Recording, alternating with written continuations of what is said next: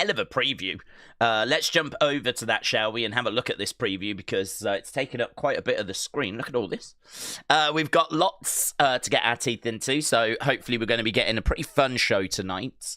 So we've got LA Knight, Gunther, in the final of the Last Time Is Now tournament. So we know the winner of this tournament is going to go on to face John.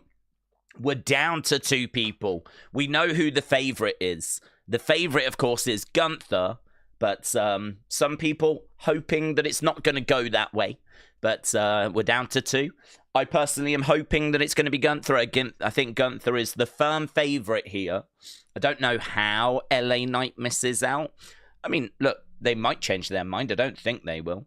But Gunther is obviously the pick that we're looking at there.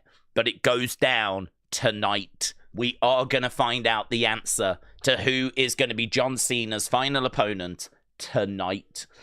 Find out what's next for WWE Champion Cody Rhodes in the wake of Survivor Series. So we're going to find out what's next for Cody. I'm imagining that's going to be Drew. I would imagine we're not done with that yet. So I'm thinking Drew. Ilya has got an open challenge. Should be good.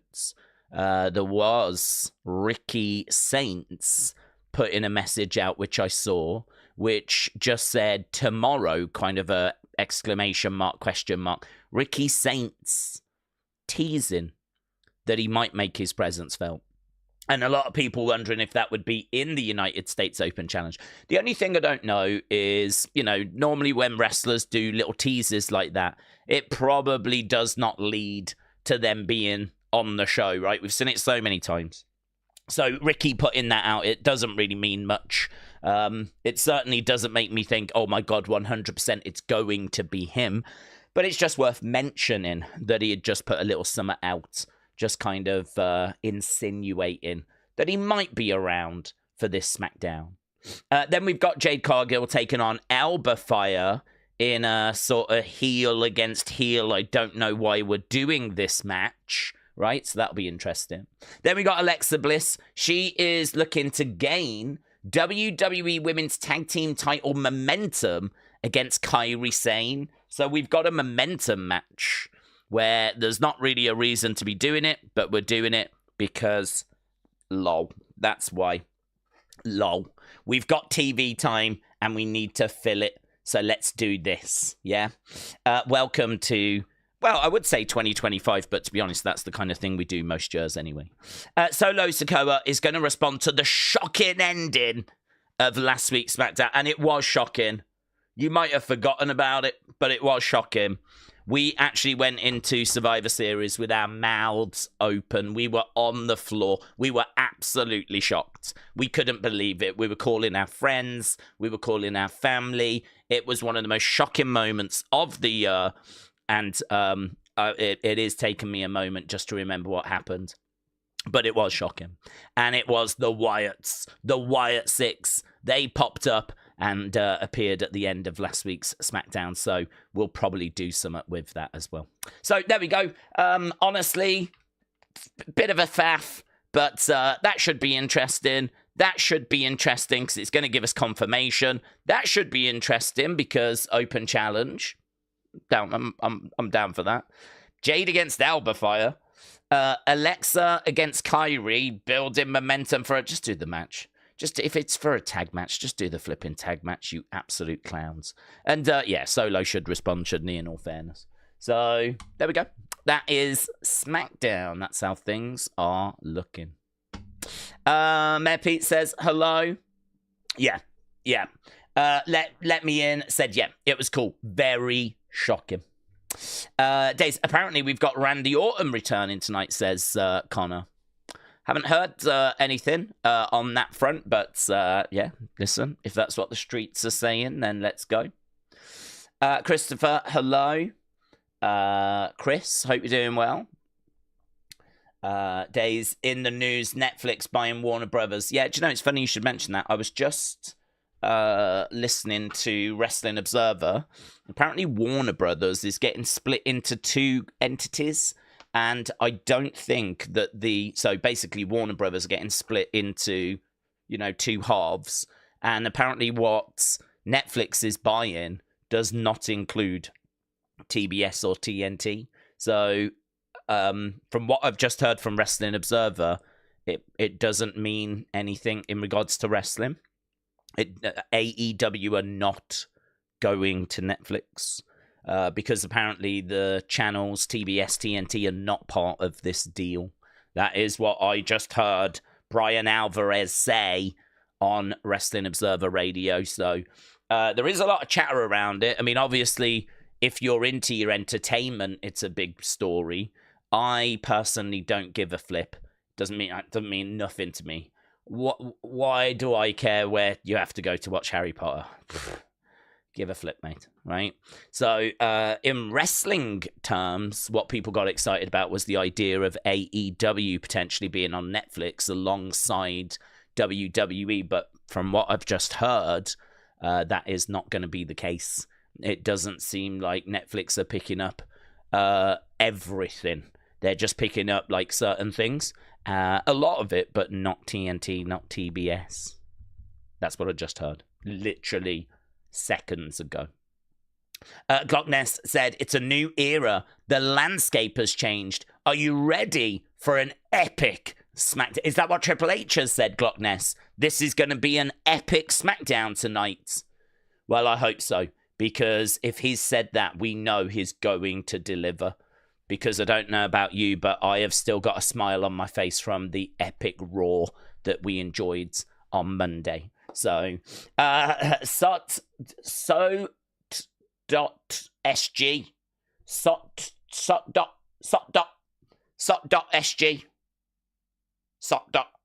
Shout out to you, becoming a member, a supporter of the channel, SOT. So, not someone that I've seen around. I would definitely remember the name. Hopefully we'll see and hear more from SOT. Right, got there, said basically Netflix is buying the movie studios. They're going to be streaming HBO Max. The linear TV channels that are owned by Warner Bros. Discovery is not part of the deal, right? Okay.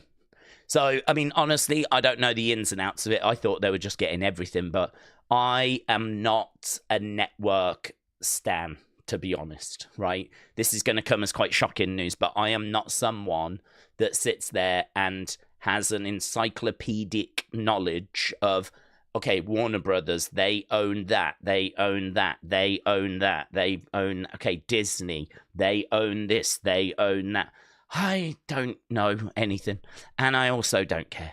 So in regards to wrestling, to be honest, even if AEW had gone to Netflix, I mean, the only thing I would say is that better for them that they're on Netflix? Depends how much Netflix get behind promoting them if they were to go, right? I mean, if they were to go to Netflix and get sort of buried in the algorithm, then that doesn't strike me as great because, you know, fun fact, there's lots of stuff on Netflix. Just because you're on Netflix doesn't mean you're all of a sudden going to get crazy viewership. It's all about how much you get pushed, how much you get promoted. So it would have been interesting, but now it turns out they're not even going to Netflix. So this strikes me as a non-story for wrestling fans, unless I'm missing something. Unless there's something which I'm really missing. This just strikes me as something that doesn't even involve us. This is like a fight that we don't even need to get engaged with. So, yeah, a bit of a non-story is what I'm seeing at the moment for wrestling fans. But if you're an entertainment head that's really into Harry Potter, this is huge. This is Christmas. Christmas has come early because this means you can watch Harry Potter on Netflix. And I know many of you have dreamed of that. So, I don't know, mate. Honestly, doesn't mean nothing to me. Don't give a flip. Darth Vilmus, shout out to you, buds. And Wrestling Voids says, yay, it's been 2 months. Love you all. Wrestling Void, shout out to you, buddy. Hope you're doing well. Right, let him in, said Daze. I want to see Roman more. I miss him. He does such great promos with great storytelling, and we're lacking a bit of storytelling, yeah. Well, I think the thing that frustrates me with Roman is obviously he's got that contract where he only does a few appearances a year. If WWE could get more appearances out of him, that would obviously be a positive. But if Roman is in a headspace where he kind of wants to be an attraction, then what I would say is WWE need to build more around Roman, right? They need to kind of build towards Roman returning more. They need to get him involved in stories when he's not here. I mean, one of the successes of the Bloodline was that when Roman was about to appear, the Bloodline would be all excited or would be nervous. It'd be like, Roman's back next week, you know, and we would know that Roman was going to be coming back soon and that they needed to get something done or he ain't going to be happy. And think about the times where when Roman wasn't on the show, you'd have Paul Heyman like looking at his phone and going, yes, my tribal chief, you know, and he would speak to or call Roman Reigns. And it's these little things that just keep him mentioned, keep him in the conversation, keep him in the story. And those little things, honestly, they might not seem like much, but they're huge because it just keeps his presence around. Whereas now, when he goes away, he goes away. Like, there's no talk of him. There's no real building up to his return. You know, we just hear that Roman's going to be on the show, and then, to be honest, when we use him, he comes running down at the end of the episode. I mean, the other frustrating thing is if you've got Roman Reigns, why not have him open the show and cut a promo where he's talking about where he's at mentally and what he wants to achieve and how he sees the landscape? And do you know what I mean? Give us some content from Roman rather than, you know, big pop at the end of the show because Roman's coming to save an Uso. You know, and that it's crazy to me that you only have so many Roman appearances in a year and you just repeatedly choose to have him come running down at the end of an episode for an exciting minute or two. Yeah. Roman will come out, he'll deliver a Superman punch, he'll deliver a spear, he'll go in, he'll save an Uso, and, you know, the show will come to an end and we're clearly building to some sort of tag match, maybe a singles match for the forthcoming PLE. And like, that's really how you want to repeatedly use your top attraction. Like, you don't want to get like big full segments out of him, or you don't want to like have him in a dressing room and have people knocking on the door and like do some interesting interactions. I mean, imagine if like LA Knight knocked on Roman Reigns' dressing room door just before a commercial break. I mean, we'd be like, oh, what's this? Where's this going? What's this about? And then you come back from commercial break and you've got Roman sat across from LA Knight, and then all of a sudden we've got a very interesting interaction. What are they going to say? Where's this going to go? What does LA Knight want? Has he got a problem? Does he need help with something?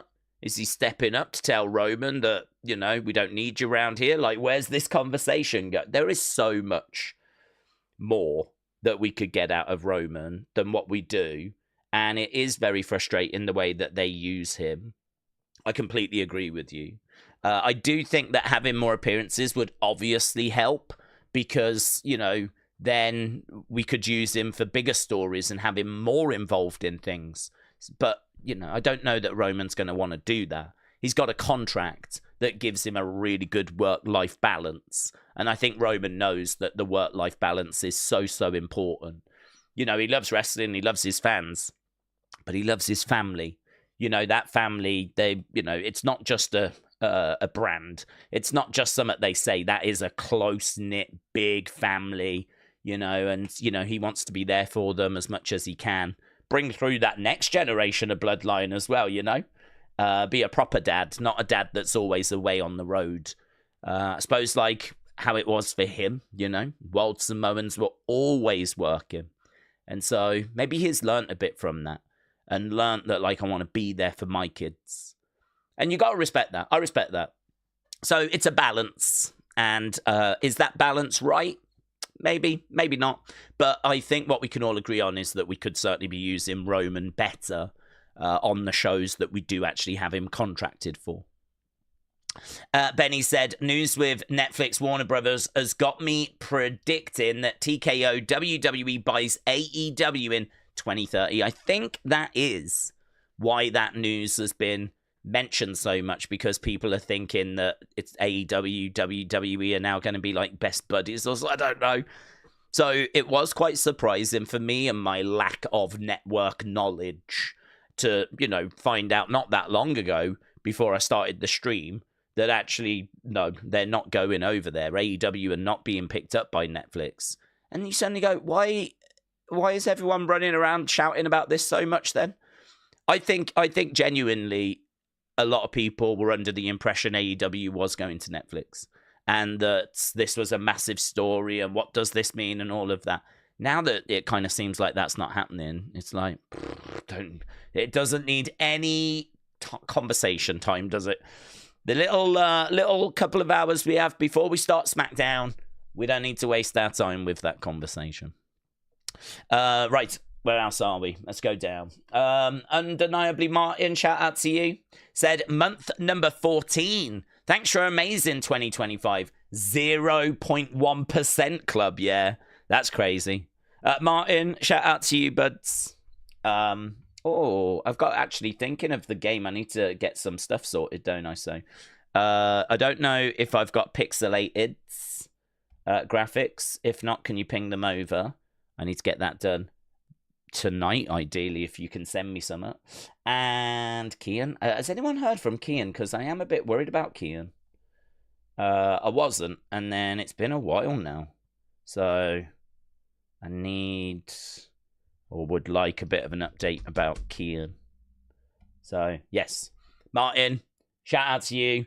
Shout out to everyone that had Wrestling Daze on their YouTube recap. I mean, honestly, the past couple of days have been really difficult because I've drowned. I've absolutely drowned.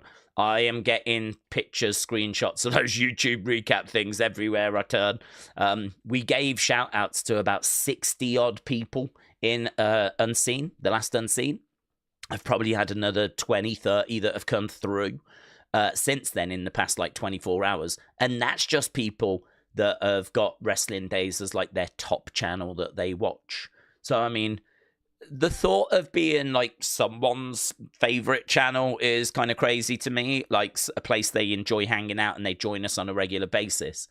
But genuinely, it is humbling when you look and see people that have watched 500 videos, 600 videos, there's people out there that have watched over 1,000 videos from the Wrestling Daze channel. And you're like, that, I didn't know that level of support was there. I knew that I saw a lot of you for streams, but I didn't realize that across a year, some of you was watching or engaging with 1,000 different streams and videos. I mean, it doesn't matter. Even if you watched one, I still greatly appreciate it. Any support, I mean, it keeps the channel going. The person that watches one is, I appreciate it as much as the people that watch 1,000. But it's just mental to me that there's people out there that enjoy this channel so much. I think this channel's a disgrace. I think, honestly, there's so much better things you can do with your time.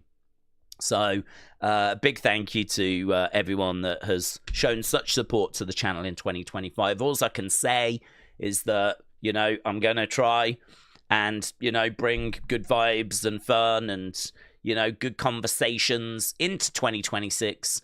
More of the same. If we can turn up the fun dial and get some more fun content out, that is definitely something that's been on my radar for quite a while. So that is going to be my goal. Can I find a way of streamlining other things? I need to get the members game quicker to sort. I need to get any UFC research quicker to do. I need to make things slicker, easier, quicker, so that I've got more time where I can get more fun content out. So, yes, that's a little Rubik's Cube that I need to try and figure out mentally. So, that's my goal for next year. More of the same, but just increase the fun stuff and just really appreciate all the support. Right, Daze, I think, hello, Andrew. So, the Netflix deal does affect wrestling. The more Netflix gets on the app, the more Netflix will charge, which will affect everyone. Well, I don't know, to be honest. I don't know that they can afford to increase prices, because if you increase prices, then you'll lose people. So I think that what Netflix are trying to do is they're trying to put more stuff on so that you feel you're getting your money's worth by subscribing. I don't know that means that price hikes are coming, because every dollar that you increase that by for a month, you're only going to be losing people, right? I mean, that's up for Netflix to figure out, isn't it? That's up for Netflix to work out what is the best price for us that's going to make money for us, but what's not going to be too scary for the consumer. We're actually starting to see, and we have done the past few years, actually, I think probably since the pandemic, because I think what happened in the pandemic, everyone was stuck at home, so they started subscribing to maybe some platforms they hadn't subscribed to. And I think what we've seen since the pandemic, of course, now is people don't need all that. And so they're starting to do this lot unsubscribing. Don't need Spotify anymore. I've got YouTube Music, or I don't need YouTube Premium. I don't go on YouTube much, or I don't need, flipping Netflix. I don't need Disney Plus. I don't need HBO Max. Like, there are so many platforms. So I think Netflix have got to be really careful about price increases and stuff like that, because it's very competitive market. Obviously, Netflix has got the market share. They're the daddy, but that can change in a heartbeat. So, yeah, this is a good acquisition for them. If we are going to have a conversation about Netflix every time they spend some money, or like do something, and we're going to have a conversation of what's that. I mean, we will just be talking about that all the time. To me, not a factor, not a thing. I think if we're being honest, hand on heart, people were talking about it because of the AEW aspect. And I think if what I've heard is true, and what we've, had said in the chat is true, that actually Netflix are not getting AEW, I think I don't really see a conversation for wrestling, honestly. I mean, you could go a different angle and say that by having all that Warner Brothers content, it's going to drive more traffic to Netflix. So you could say that it's a negative because they might put the prices up, but there's absolutely no word or evidence of that. But you could flip that and say, but it's a positive because now more people are going to get Netflix because they've got all this new content coming. There's just no way of knowing, is there? I mean, it's just... at the end of the day, like, it's to me, it's a nothing story. When it's wrestling related, it's nothing story. Chris said, when do we think Mask Man will show up again? I hope it's Theory, said Crystal. Crystal, shout out to you. I mean, look, I don't know if we do it before January, or if we do it on January, is it 5th? But we have clearly got a massive match that we're building towards. CM Punk, Braun Breaker for the championship. I think it's the 1-year anniversary of the Netflix move. And that show is a show that apparently they want to go really big with. It's an anniversary show. And I think they want to bill it as like their 1-year anniversary on Netflix. So that early January show is something that they're really looking to build up, as evident with the fact that they could have done this championship match like a couple of weeks down the road. They could have done it at Saturday night's main event, right?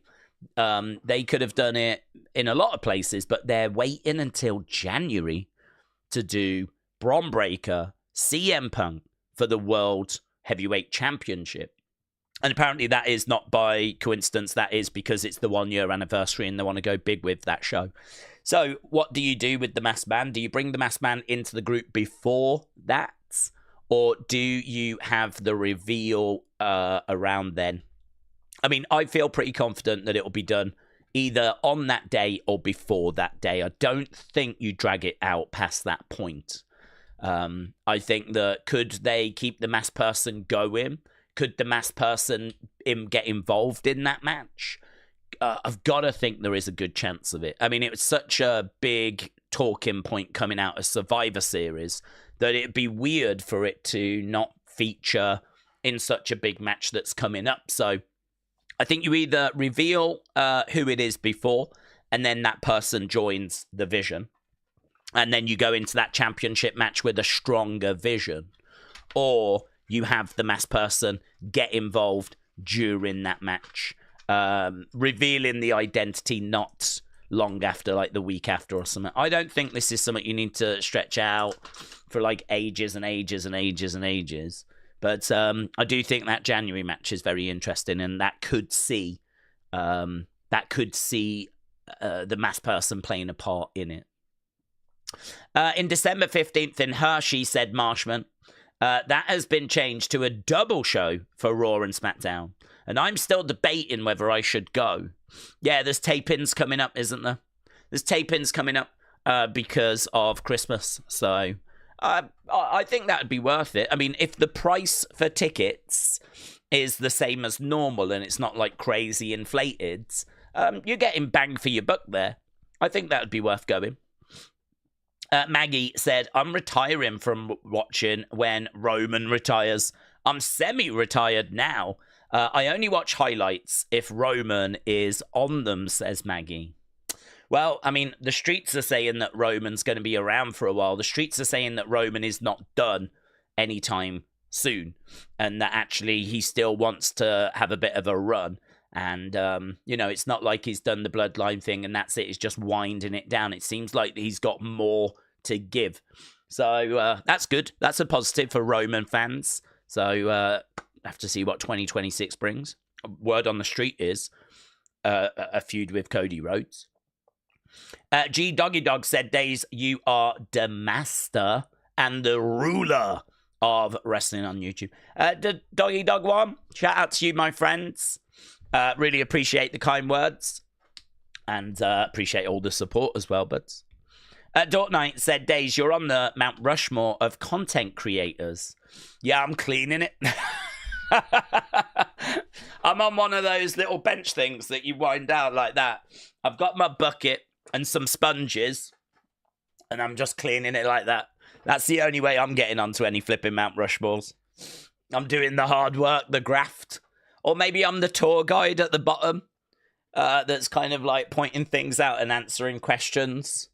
Yes, little one. What's your question? How long did it take to build? Oh, that's an excellent question. 10 minutes. I think it was about 10 minutes. It was really quick. It was surprising, isn't it? I was surprised. About 10 minutes. Yeah, I'll be doing one of them jobs. Jeff, shout out to you, my friends. And Tyler said, this channel is beautiful chaos. We love it. Well, actually, Jeff, that's really offensive because I think you'll find this channel is a well-oiled machine. Everything I plan, every word that I say, every word I say is scripted. I've got a teleprompter in front of me with smoke coming out of it because every word is crafted, thought over. Yeah, I go full on Rizzler as I'm preparing for my streams. I spend the whole day typing away every word. And I've got this teleprompter that just struggles to keep up, and there's smoke coming out of it right now. So the fact that you think this is chaos is actually really offensive, and you should be ashamed. So, Tyler, thank you, my friend. Maggie said, Daze, I believe that. Which bit? If only Doofus would stop ruining him with run-ins and blooming beatdowns. That is no way to treat my tribal chief, the big beaked swine. Wow, I've not heard that nickname for Roman before. The big beaked swine. I don't think it's as catchy as OTC or OTC1, as we all affectionately refer to Roman.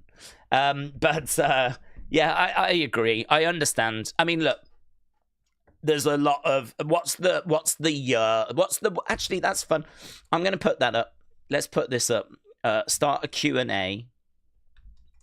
What one word describes 2025? Yeah, that's interesting. Let's see what answers we get back, right? What one word describes 2025? Feel free to leave your answer. And what we'll do is we'll flip over to it and we will then just have a blast down and read out some of those words. I mean, I've got a few words that I can think of, but let's see what you lot come up with. But all of those words, which I think we're largely expecting to be fairly negative, right? You're not alone in feeling that. I get a lot of people saying, I'm struggling, man. I just don't know if I can go on. I mean, honestly, at times it feels a bit like Saving Private Ryan. I mean, there's people that are like, I can't go on, man. Just go without me. It's like, I'm not going to do that. We're not leaving anyone behind. We're going back in these towns. We're going to find these people that are struggling. We're going to take you back to your families. Yeah. So that's how it feels. It feels like a lot of you out there are like, I can't do it. I can't go on. I can't go on. But the communities out there were looking for you. No man or woman will be left behind in 2025. Yeah. I'm not leaving you here. You don't deserve to be ending your journey with wrestling in 2025. Yeah. No one should be left in this year. At least get into January. At least get into 2026. Come on. You can't be left in 2025. This is no place for you to spend eternity with your wrestling journey. Yeah. Trapped in 2025. No, not on my watch. So there is a lot of feeling like that. There is a lot of people out there that feel that way, that are like, I just can't go on, man. It's like, it's okay to take a break, you know. No one but you is pressuring you to watch absolutely every show. And if you are at the point, genuinely, and listen, what other live streamer, watch along person is going to sit here and go, guys, it's okay for you to step away? Yeah. But the truth is, like, if you are at the point where those frustrations have built to the point where you just can't keep going, like, maybe take that break. Yeah. I mean, listen, there are things about wrestling, you know this, that just goes right to my core. There are things that, like, don't just bother me, but they bother my soul. My soul gets upset. Yeah. My soul throws a hissy fit. Right. And when I can feel my soul getting upset, like, you kind of go, oh, man, why are we watching this? You know, when there's things that just cut straight through and you're like, it just goes against every fiber in your body. You're just like, this is wrong. This should not be happening. I can't believe I'm being subjected to this. When you have those moments, and I've had those moments quite a bit in wrestling, right? Not all the time, but just bits, just times. They happen, yeah?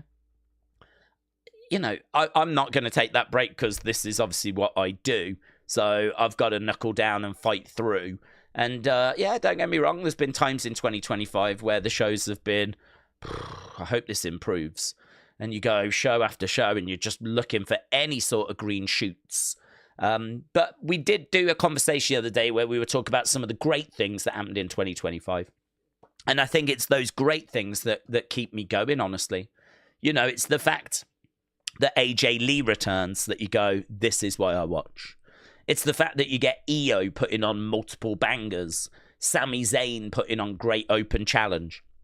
It's the fact that you get, like, shocking moments like John turning heel, which, again, I have to keep saying, I wouldn't have done, but it was still a true OMG moment. If we were to rank the true OMG moments that have happened since the pandemic, since crowds came back, yeah? Are you telling me that John turning heel would not be on that list? Of course it would. You would be lying to me. You would be lying to yourself. Of course John turning heel would be on those OMG moment top 10. Might be number 2, might be number 1. I would think CM Punk's return would probably be number 1, but maybe that would be number 2, and John turning heel would be number 1. I don't know. But what I do know was that it was a moment. And what I do know is that at the time, people were like, okay, that was crazy. Loved it. Let's see where this goes. It's okay to enjoy the moment, even if you weren't on board with the heel run. It's okay to see them go down a path that you weren't going to go down and execute a turn that, you know, maybe you wouldn't have done and go, okay, that was wild. I mean, that was a true OMG moment. And, you know, that is something we have not had enough of in 2025. We've not had enough of those OMG moments. That was a true one. So I look at that and I go, yeah, man, that was crazy. I look at, like, some of the great matches, like the TLC match, Kevin and Sammy, Kevin and Cody, Cody and John Cena at SummerSlam, Io, Rhea at Evolution, Io, Rhea, and Bianca at WrestleMania, Roman, Seth, and Punk at WrestleMania, with Heyman betraying Roman, betraying Punk, aligning with Seth, it feeling like a new beginning, obviously leading to the Vision, which has been a bit mid, but there was a lot of excitement coming out of WrestleMania Night 1 because it felt like we were going in a whole new direction, a new era, a new beginning. Maybe it didn't pan out that way, the way we wanted, but there was still that moment where it felt like, oh my God, where's this going to go? Those moments just keep you going, don't they? And then you watch a mid-Raw, but it's okay because you know there'll be something that will grab you soon enough. And I feel like that's largely been my 2025. Watching a lot of shows that have been a bit flat, a bit underwhelming, but to be honest, there's been enough moments that have just kept me engaged, kept me going, kept me optimistic for 2026. And I think I've been pretty consistent in saying that I am optimistic for 2026. Is it going to be a great year? No idea. I don't know. How can I know? I don't know. But I would rather go into next year going, okay, the Vision is going to be a little bit more experienced. You know, I thought what we saw from Bron Breakker on Monday was his best promo so far. And actually, I thought his entrance at Survivor Series just showed some flickers of what they're trying to do, where they're trying to get Bron Breakker. I feel like I am seeing development, improvement. I feel like I'm seeing flickers of aura, right? And there's been times where I've not been seeing it, honestly. There's been times where he just barks and he comes down to the ring and stands in the background. And actually, I'm seeing over the past week some flickers of real aura, right? And so I'm optimistic we can grow that and we can improve on that. And who knows, if he gets that world championship, it might just level him up, get him out there a bit more entrances, more promo time. Maybe we can make some progress. Maybe if Austin Theory joins the Vision, could bring a whole new element, could be really fun. Austin Theory could be the Sami Zayn for that group. How are they going to present Theory if it is Theory? Really interested to find out. We don't have John Cena's retirement year that's going to be kind of, I don't want to say interrupting the show because that's not fair, but it feels like we have leaned on that quite a bit. You know, if Cena's on the show, he's opening the show. And it's all going to be about him and his entrance and counting down. And we haven't got any of that next year. That means we've got to focus on other things. We've got to use that TV time that we've given Cena this year for other stories. And that is hopefully only going to be a good thing. You know, Roman obviously has not really done a great deal this year. I think this has been a pretty bad year for Roman. I mean, are we going to use him in a more meaningful way next year? I mean, him faffing around with the Vision has just been a faff to me. There hasn't really been much about him in the Vision that I've enjoyed. So, I mean, I would say his build to WrestleMania was okay.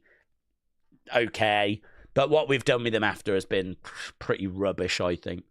So, can we get something a bit juicier next year? I mean, listen, I'm not crazy about Roman against Cody, but maybe the build could be really good. And who knows if they're going to turn Cody or not. So I'm looking at the green shoots. I'm putting on the optimistic glasses. I'm thinking 2026 surely can't be as bad as 2025. And, you know, hopefully we can make some forward movement and we can see a better year. I don't think next year will be 2023, 2024. But can it be better than 2025? Yeah, I would think so. I would hope so.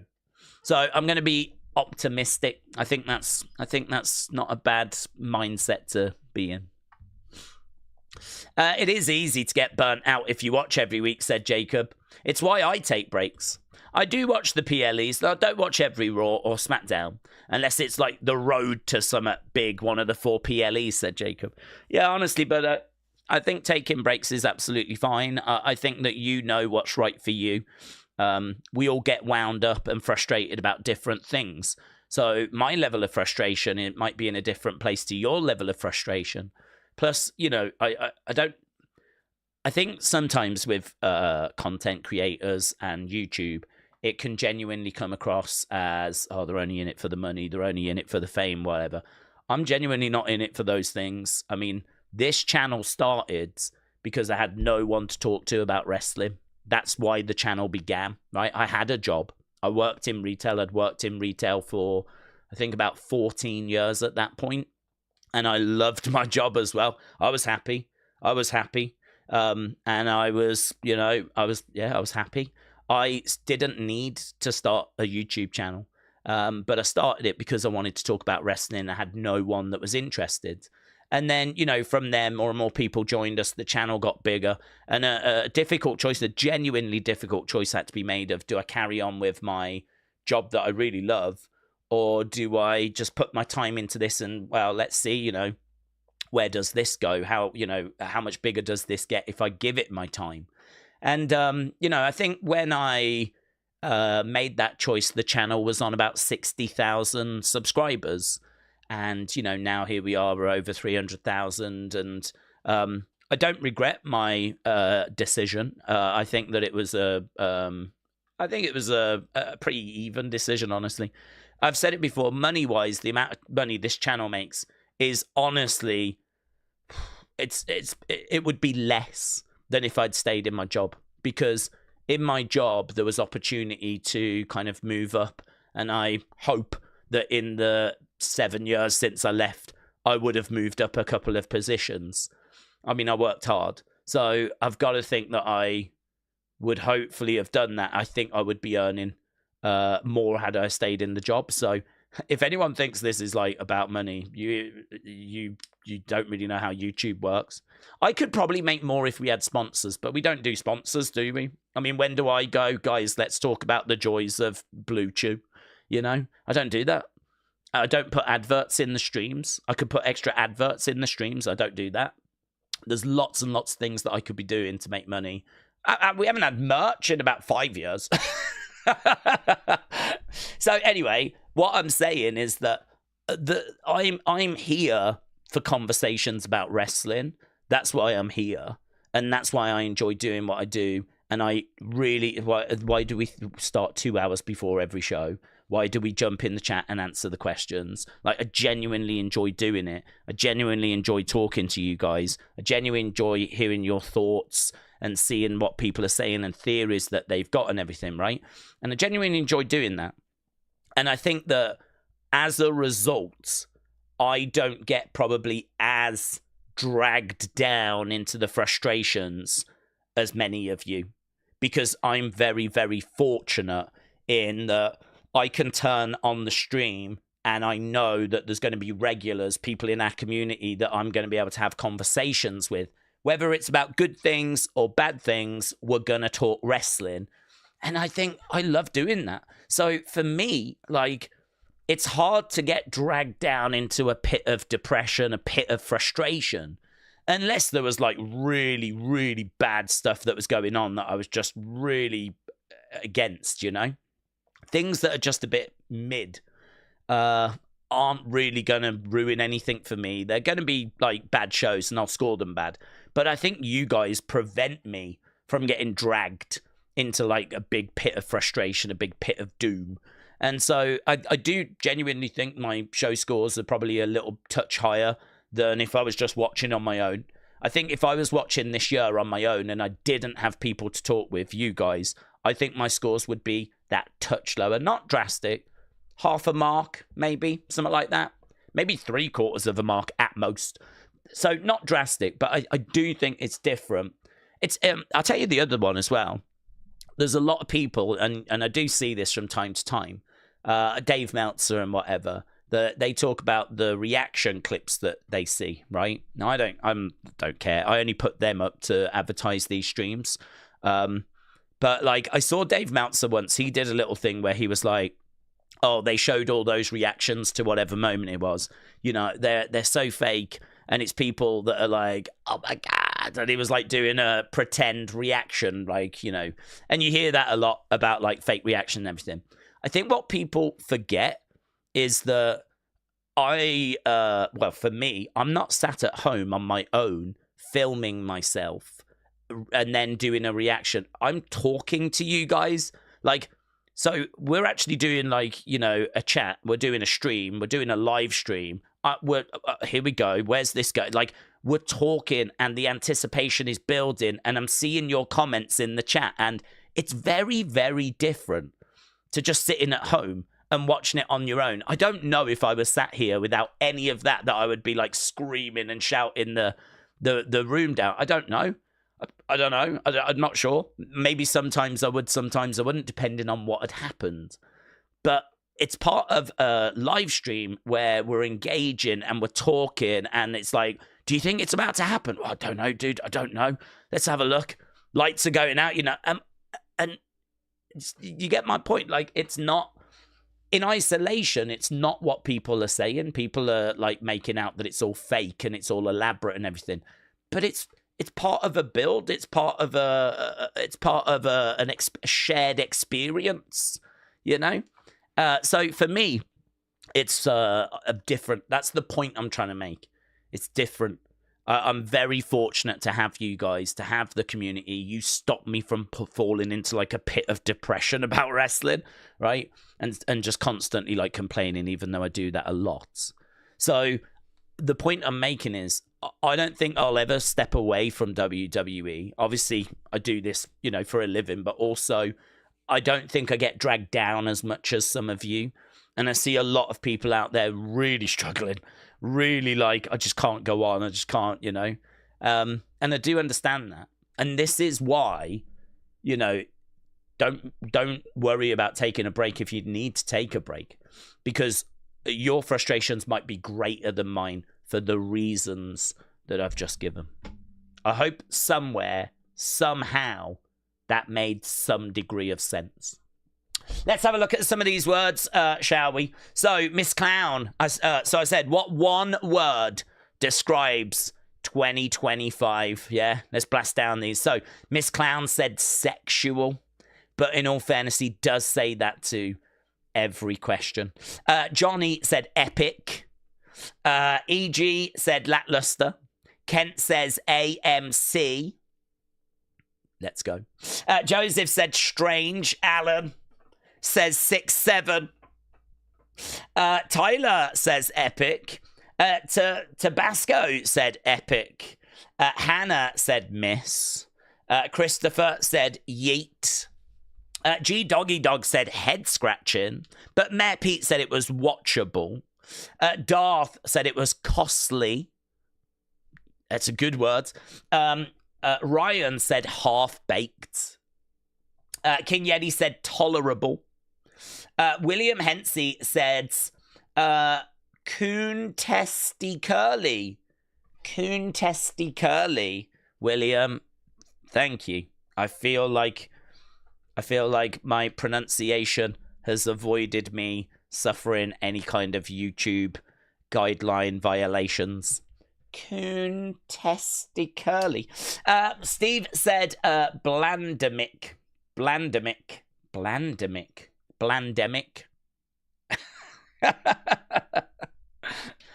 I just got it. Pandemic. Blandemic. Love it. Bones said train wreck.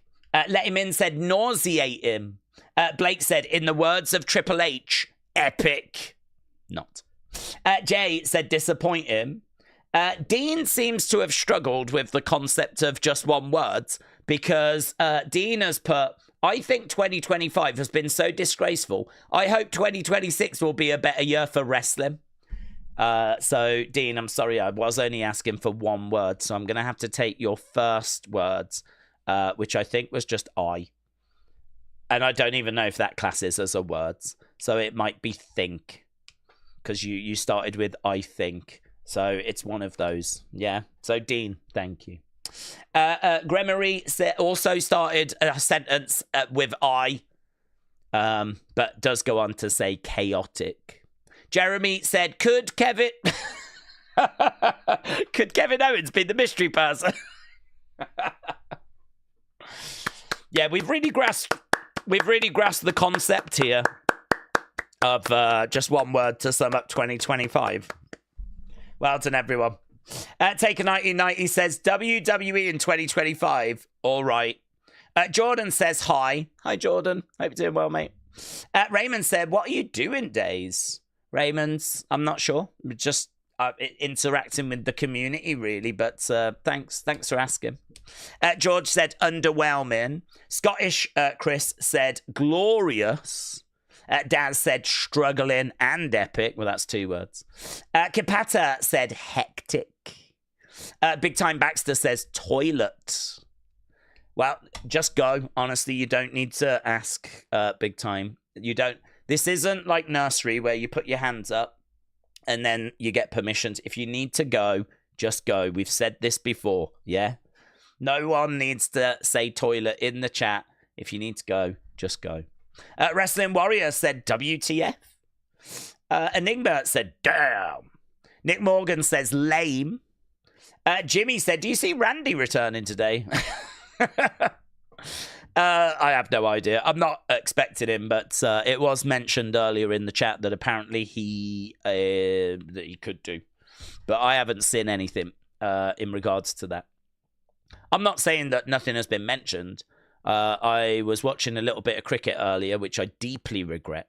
Then I went to bed, but I couldn't really sleep, so I got up and I was watching a bit of the World Cup draw. And can we just say, big round of applause.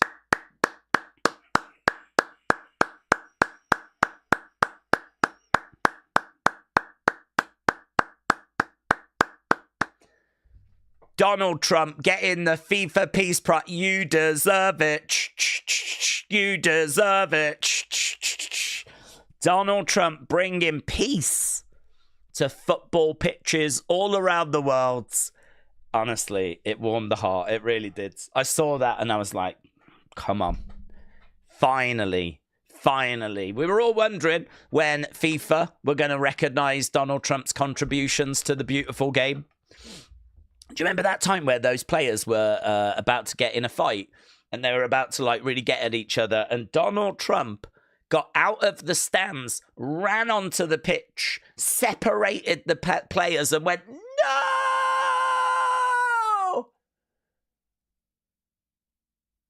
Peace. Like that. And we were like, oh my God, he has just averted such a brawl. What a hero. So it was wonderful seeing him pick up a peace prize at FIFA. And think of all the other great winners as well. You know, Gandhi, Vince McMahon, Gunnosaurus, Gronk. I don't know. There's loads of great winners from the FIFA Peace Prize. So yeah, I was watching that. Anyway, cut a long story short, I haven't really caught up with all the wrestling news today. I know a few bits. And bobs. I was able to catch up with a few bits, but any rumors about Randy I've genuinely not seen. So if he is on the show tonight, it'll be a surprise. Paul Greenwell said it was bad. Trini says roller coaster. Big Time says brain dead. Flamefist said crazy. Big Tony K said, I heard what you say about AEW being an indie with no fans in 2025. When did I say that? I mean, that does sound like me, but I don't remember saying it. I've probably thought it.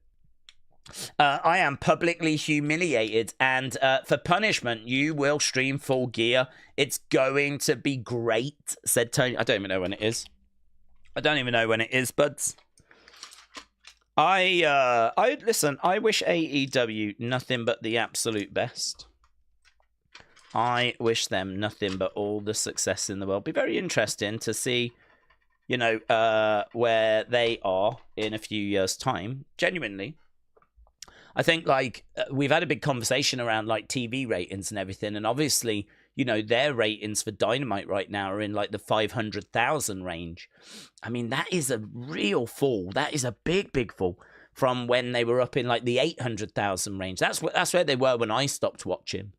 You know, now they're do you remember, like, it used to be, do you remember during, like, the 2020s when it was the pandemic, It was like AEW against NXT, and AEW would whoop NXT. They'd both be on a Wednesday night at the same time. And AEW would whoop NXT week after week after week. You might get the odd week if WWE like did something to kind of hotshot NXT. You might get the odd week where NXT would, maybe get the victory that week. But out of 52 weeks, I reckon NXT won about 5, if that. I mean, they just, week after week, they were miles ahead of NXT.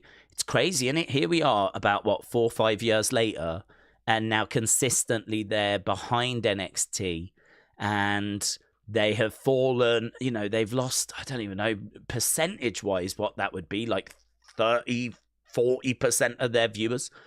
I mean, from 800 and some thousand to 500 and some thousand, you've lost like 300,000 viewers. You've only got 500 and some thousand left. That's probably a decrease of like 35%, something like that, since I stopped watching. Does make you wonder what's going to happen when it's time to renegotiate. But they're not alone. I mean, we all know about SmackDown. SmackDown, I think the latest ratings for SmackDown were about 1.1 million. I mean, it wasn't flipping that long ago. SmackDown was on Fox doing 2 million. So you want to talk about falls? SmackDown has fallen just as hard. So, yeah. Be very interesting to see where we are when it's time to renegotiate these TV deals. I think the AEW one is first, though. That's why I mentioned them. I think theirs is up before WWE's. So, Tracy says not. Wrestling Warrior says, why? Harry said, discombobulated. Great words. Nightbird Beastman said, befuddled. Yes. Trey said, disgrace. Mackenzie says, terrible. Big Time says, Dace, I do need to pee-pee. The door's been locked. Right, okay. Sorry, Big Time. Guys, if you do go to the toilet, I did say just go, but if you do go, don't lock the door, right, when you leave, because there's other people that can't get in, and that's the problem we've got now. So, Big Time, I've sent a message there, but I'm sorry. Darwin said inconsistency, and Jace Stubbard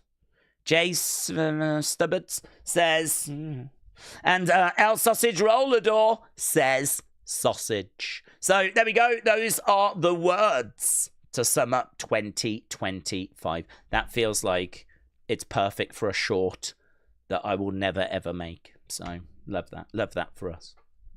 Scottish Chris said, Days, what's up? What's up? People over there, what's up? Hope you're well. Been feeling a bit down today, but I saw you'd uploaded a video, and I'm not going to lie, I felt a bit better. Oh, Scottish Chris, shout out to you, my friend. Well, Scottish Chris, I can understand you feeling a bit down today. Scotland drawing Brazil. Morocco. Tough team. And Haiti. Don't know much about them, to be honest. So, yeah, difficult group that for Scotland. I'm sure you had other problems, but at least we saw Donald Trump get the Peace Prize. And that was, that made my day. So England's group looks not too bad, not crazy about it. Croatia are, I think, the 10th ranked team in the world. Then you got Panama, who are like 30-something, which, ideally that should be a win. But, well, I think it's a little harder than what England fans are thinking. We played them about 7 years ago, beat them 6-1. And so I think England fans think it's just going to be that again. I don't think it's going to be that again. I think it's going to be maybe a 1-0, 2-0 type situation. But whatever, it should get a win. And then I don't know much about Ghana. I know they're ranked like 70-something in the world. So it feels like that should be a win. But I don't know, man. They're going to bring a lot of colour and good vibes, I would imagine. And they're going to be well up for the fight. So I think the group's okay for England, but probably could have been easier, actually. Could have been harder as well, though. So, yeah, Scottish Chris. Anyway, I'm glad you watched a video and it brought some positivity to you, my friend. Tony said, happy Fry, yay. Oh, love that. Fry, yay. 1 year as a member. Thanks, Boomer. Tony, shout out to you, my friends. 1 year. 1 year of nothing but laughter and smiles 24 hours a day. Wow. Amazing. So, Tony, shout out to you. Appreciate the support, my friends.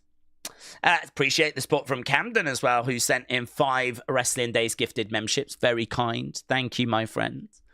We do member streams on a Tuesday, Wednesday, Thursday. So if you're around, pop in, say hello.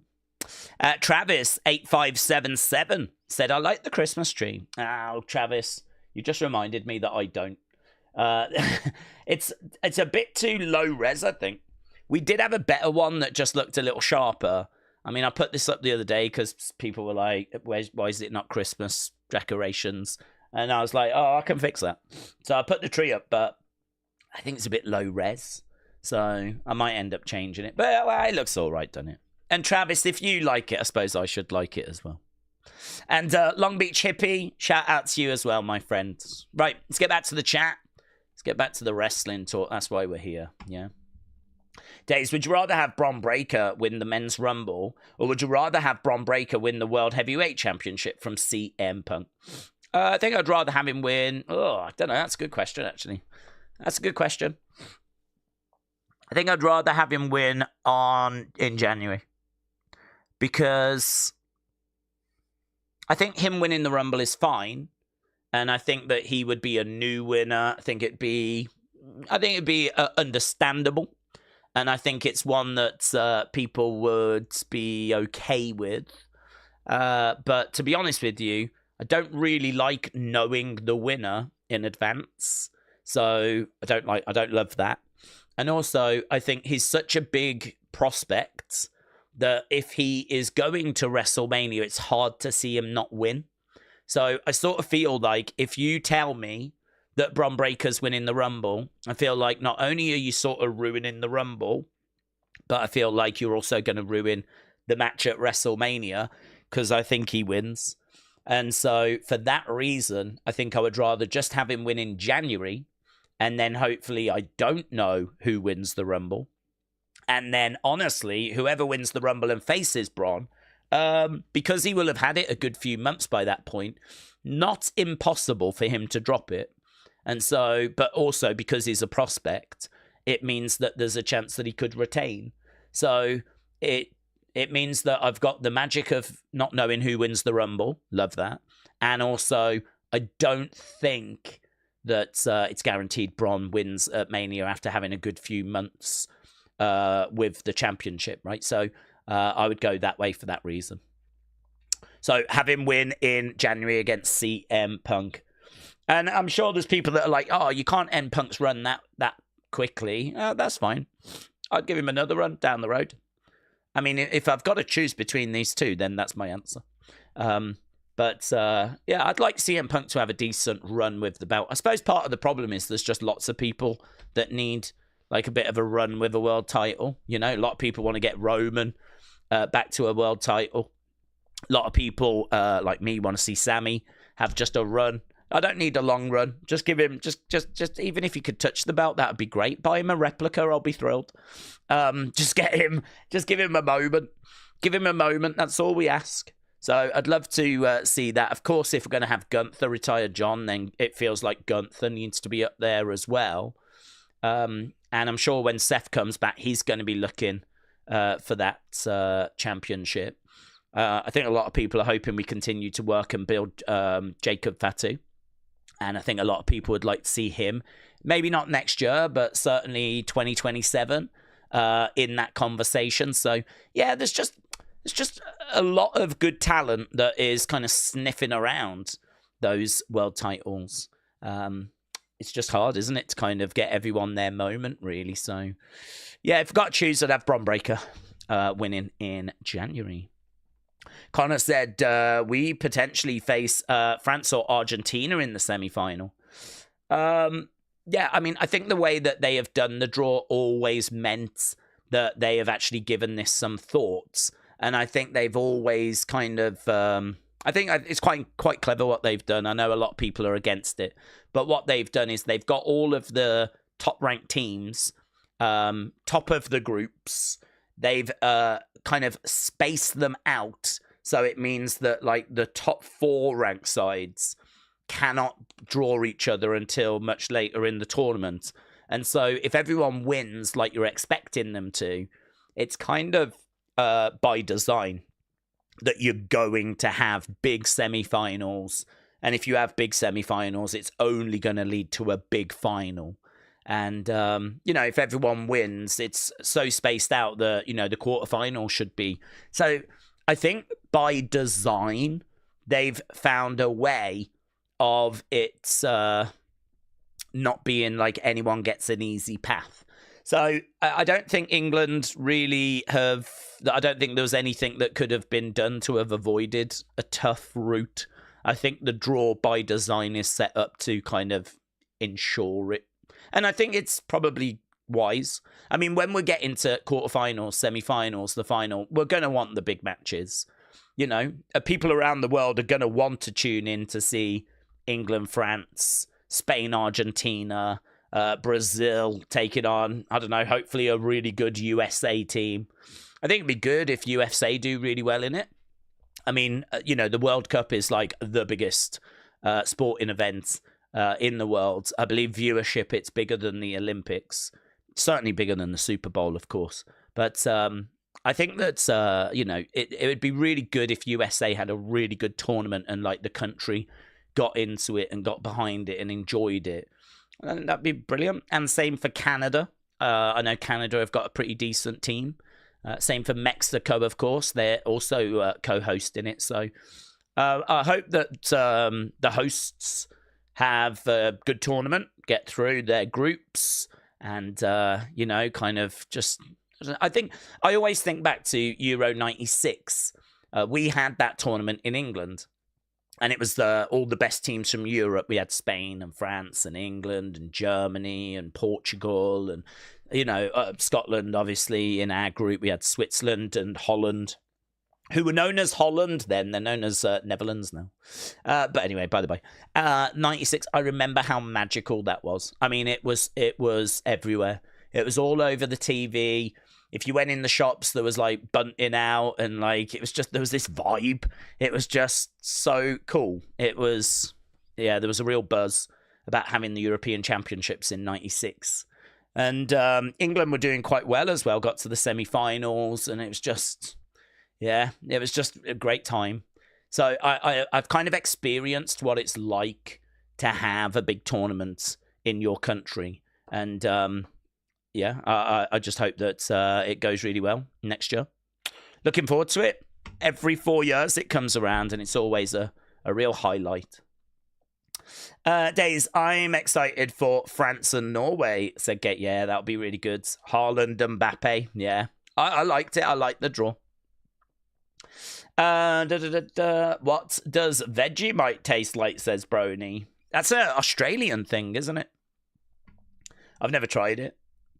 Frank said, anyone watch that Slapped Ham channel to change to wrestling? Slapped Ham channel? I don't know what you mean, Frank. I don't know what you mean. I wish there was a channel called Slapped Ham. I would probably tune into that. Maybe we should rebrand. Azza said, who would have thought that a corrupt organization like FIFA would set up things so that they care about money first? I know, I was shocked.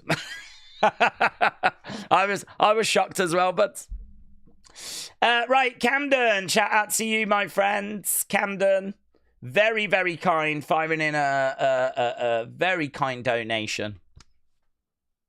Camden said, Daze, I'm just wondering, let's go. When do we think that we'll get an update on the participants for Saturday night's main event? We're about a week and a half away. Could it be that main roster do some open challenges for NXT stars? Okay, so tomorrow we've got NXT Deadline. There could be some announcements made on that show of like, I just wanted to have a chat with you to let you know that you will be taking part in Saturday night's main event. Or there could even be like some matches on Tuesday where the winners will go on to, they haven't announced that yet though. I think, to be honest with you, there's not been much thought given to this. I think that, I don't know when the conversation was had, right? But it feels to me like Triple H very recently wanted to do a 2-hour tribute to John. Okay. Word has come out that Triple H wanted to do a show, Saturday night's main event, 2 hours, that was going to be all about John. And it was going to be a celebration. And there wouldn't be any other matches apart from his match. And that was what Triple H was going to do, right? Now, I'm not against that. I know there's some people out there that are against it. There are some people out there that are like, nah, not really feeling this, to be honest. I think that doing 2 hours for John, we don't need that. It's just going to be a waste of time. But I think there's a lot of moments that you could show. There's a lot of previous opponents you could interview. There's probably some Make-A-Wish kids that you could grab that, you know, have had, like, experiences. I mean, I know, obviously, some of those, sadly, are not going to no longer be with us, but there are going to be some that managed to pull through. And it would be, you know, lovely to kind of hear from, you know, them, you know, all these years later, the charity work that he's done. I mean, I really feel like there are things that you could do to kind of, you know, pay tribute to John and not just show that he was a great wrestler, but that he was a great guy as well, because you really do hear that about John. You hear that, you know, he's got a lot of time for people. He's always giving advice. I think he really is trying to be a positive force. And I think that, you know, you look at all the charity work he's done and everything that you hear about him behind the scenes, and he just seems like such a great guy. I think to have an opportunity to just let people know that we're not just losing someone that was a great in-ring wrestling talent, but, you know, wrestling in a way is losing a bit of a great man as well. I'm not down on it, honestly. I've heard a few people going, don't need that. We can always do a documentary. But I don't think this is a documentary. We wouldn't have sat there and gone, okay, John started training here, and then, you know, he came up, and we wouldn't have done that. It would have been talking to previous opponents, like, you know, going backstage, quick little backstage interview with John, grabbing Triple H, him sharing some thoughts, getting Shawn Michaels, he can share some thoughts, grabbing Steph, she can share some memories, counting down Cena's top 10. I mean, the hour would have gone by like that, the first hour. And then the second hour, you do the match. Big entrance, you know, take as long as you need. And you do the promo. Grab some of the crowds. Do some interviews with crowd as they're coming in. I mean, to be honest with you, I'd rather do that. I think there is so much content that we could do. Grabbing people, you know, people like, you know, where have you traveled from? Oh, I've come all the way from Australia. I had to be here for John's last thing. What does John Cena mean to you then if you've traveled from Australia? Mate, he means everything to me, blah, blah, blah, blah, blah. I think that would be amazing. So I'm actually with Triple H. That's what I would have done as well. But John didn't want to do that. John, I think, when he went to NXT about a month ago, maybe not even that, 3 weeks ago, and saw the talent that was coming through, and saw the people that were working there and trying to make it, trying to find their characters, what was going to make them them. I think, you know, he saw that and was like, I want people to tune into this event to obviously say goodbye to me, to also see that wrestling is going to carry on. Wrestling doesn't die or go when I go. Wrestling is obviously bigger than John Cena. So he wants people to see the future. I totally get where he's coming from with that.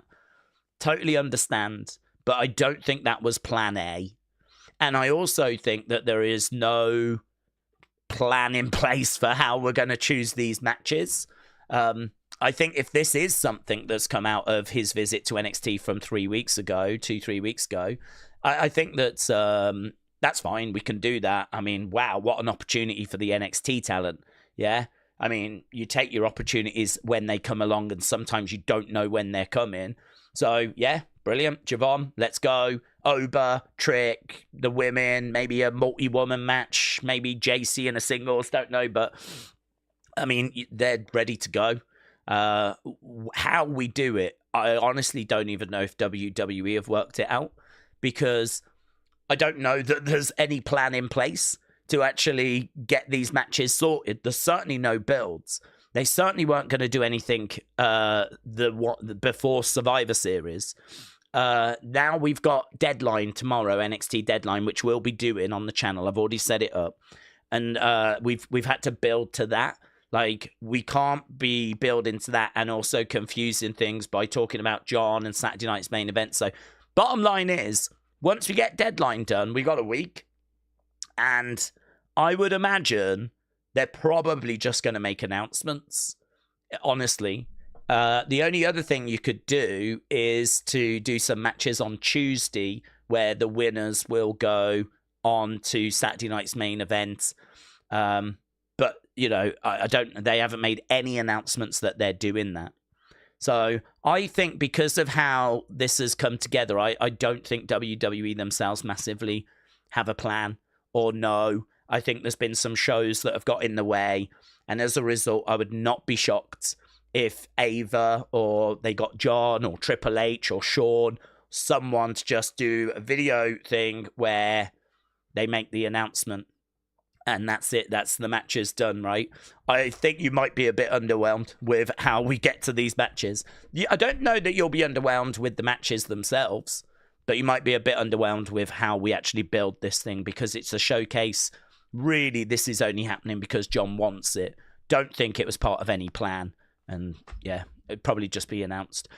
What matches should it be? Well, you just want to showcase as much talent, really. I wouldn't be shocked if you do a 8-man tag for the guys to get as much talent on as possible. 8-man tag for the women to get as much talent on as possible. That way, you're showing 4 NXT talent, 4 men, and 4 NXT women's talent. And I think you need at least one singles match. So, I don't know, do you have... I like the Miz idea where the Miz comes out and rants and raves. And it's like, you know, I can't believe I'm being left off this show. I'll challenge anyone from it. And then you bring out Oba Femi. I like that idea. Oba comes out, murks the Miz. And then that way you will have seen, you know, pretty fun moment. You will have seen 4 women from NXT. You will have seen 4 guys from NXT. And, you know, I think if you're hoping that it's going to be this really amazing matches with like a build, nothing is giving me those vibes. I think this is something that they're only doing because John's requested it. I don't think they had any plans on how they were going to get to it. I'd imagine they'll probably just get announced. So, Camden, shout out to you, my friends. Appreciate it. Camden also firing in some Wrestling Daze memberships. Appreciate it, my friends. Long Beach Hippie, thank you. And the Jackie180 said, I just got my YouTube wrapped. My brother, you are #1. Let's go. I'm in the top 0.4%, 330 videos watched. That's insane. Honestly, like, it's crazy, isn't it? It's crazy that people have enjoyed so much of that content. That, yeah. If I feature in your top 5s anywhere, I'm really, really grateful. And then, of course, you hear from people that are like, oh, I've watched this many videos. I'm in the top 0. whatever %. It's just crazy. So, the Jackie180, thank you, my friends. I really, really do appreciate it. That is a lot of content that you have consumed. I just hope that indicates I'm doing something correct. And all I can say is I'm going to try and, you know, do the same again next year. But also, I do want to try and get some fun stuff onto the channel. I am going to try and do that. So, I don't know. Watch this space. I don't have really loads planned, to be honest. But I will find a way. Darwin, shout out to you, buds. Darwin said, Daze, I think Gunther is going to win tonight. He's the perfect opponent to be Cena's final match. He's a guy that's putting in a lot of effort. He gives 100% for every single match. You might see the best Cena final match ever. And I am still not ready for next Saturday. I hear you. Yes, I think this is one that really divides opinion. We've seen John Cena Sr. come out saying that he's not a fan of Gunther being the last opponent. Word has come out there's some in WWE that are not sold on it. And you also hear a lot of people, I say a lot of people, certainly those that don't want Gunther are saying that they don't feel that he needs it.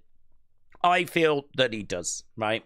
I think that for me, I've already kind of gone through this, and I don't think anyone's going to really be able to change my mind on it. I still feel like Gunther has got more to go. I mean, if he had already main evented night 2 of WrestleMania and already been a WWE champion, maybe I wouldn't feel that way. But this is someone that's yet to main event night 2 of WrestleMania. He's yet to main event night 2 of SummerSlam. He's not won a Royal Rumble. There's still a lot for Gunther to achieve. He's been a 2-time world heavyweight champion. But we've spoke a lot in recent times about how personally I don't view that belt as being exactly in line with the WWE Championship. I don't feel like they are totally equal. I feel like that WWE Championship is just that step above.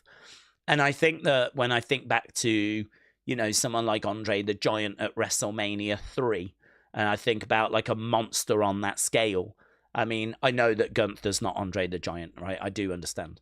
But I feel like Gunther is probably a monster that we need to try and get to that level. He's someone that we need to try and get to night 2 of WrestleMania. He should be that monster heel that Cody is worrying about, right?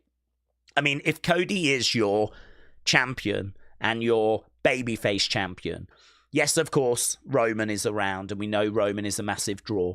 But if Cody's got the ball right now, and we want Cody to be the champ going into WrestleMania, in my mind, you put him in there with the biggest heel that you've got. Now, ideally, that would be The Rock and the final boss. But if that is not possible, who is your next biggest heel? And it starts to get interesting then, because, you might say Seth Rollins, which would be very interesting. I would not be down on Cody Seth night 2. Good builds. That would be fine in my book. But honestly, I think Gunther is a name that should be in that conversation. He should be someone that we talk about as being one of those top heels. And I really do feel like there is probably a lot of people out there that don't quite see him at that level. And the reason is because we've messed up his aura, tapped out to Jey Uso, lost at WrestleMania, lost at SummerSlam. He's been away for a good chunk of time after that. I think people have forgotten just how good he is and how dominant he can be, how much of a problem he can be. And he's not just a monster that comes in and just has outside interference to cheat. He is actually a heel that wins clean, gets in there and dissects his opponents. He's actually a really scary heel because he's someone that can beat you for real and can get in there and doesn't need people tripping you over, doesn't need any shenanigans. Get in there and he will just take you apart limb by limb. He'll dissect you and he will beat you. And it's a real test to get in there with Gunther. And I think if you could dig into that and build that and have that as part of the build for WrestleMania, I think that's quite interesting. I find it interesting. And I think that, you could definitely have times where Cody's got a bit of self-doubt. You could have times where Gunther's picking up wins and he's looking better than ever. And, let's do some interesting creative as well. Let's have Gunther going on Cody's bus and beating up Cody on the bus.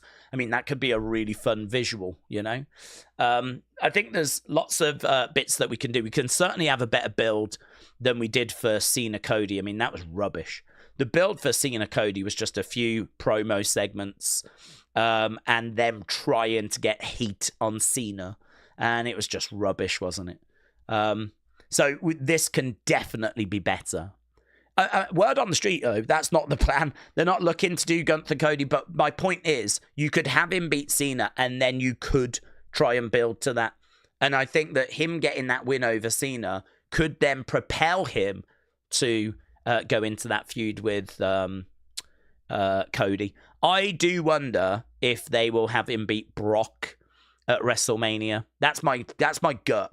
My gut feeling is that we do him against Brock and we have Gunther beat Brock at Wrestle, because that was a match we were meant to do a couple of years ago. We never got to it because of the Janelle Grant stuff. So I think that Brock's definitely at Mania. He's in the advert. And I think that him and Gunther is probably the direction. because Gunther's not rumored to be taking on Cody. He's not rumored to be taking on the World Heavyweight Champ. In fact, there's no rumors as to what he's doing. So I've got to think maybe we do the match we were going to do for WrestleMania 40, and that is Gunther Brock, which is a big match, and he's going to need building, isn't he? I mean, if he's going to go in there to try and take down the beast, he's going to need building up. And, you know, the Cena win will be obviously a big part of that. So, yeah, I'm a fan of it. I know not everyone is. I'm not here to change anyone's mind.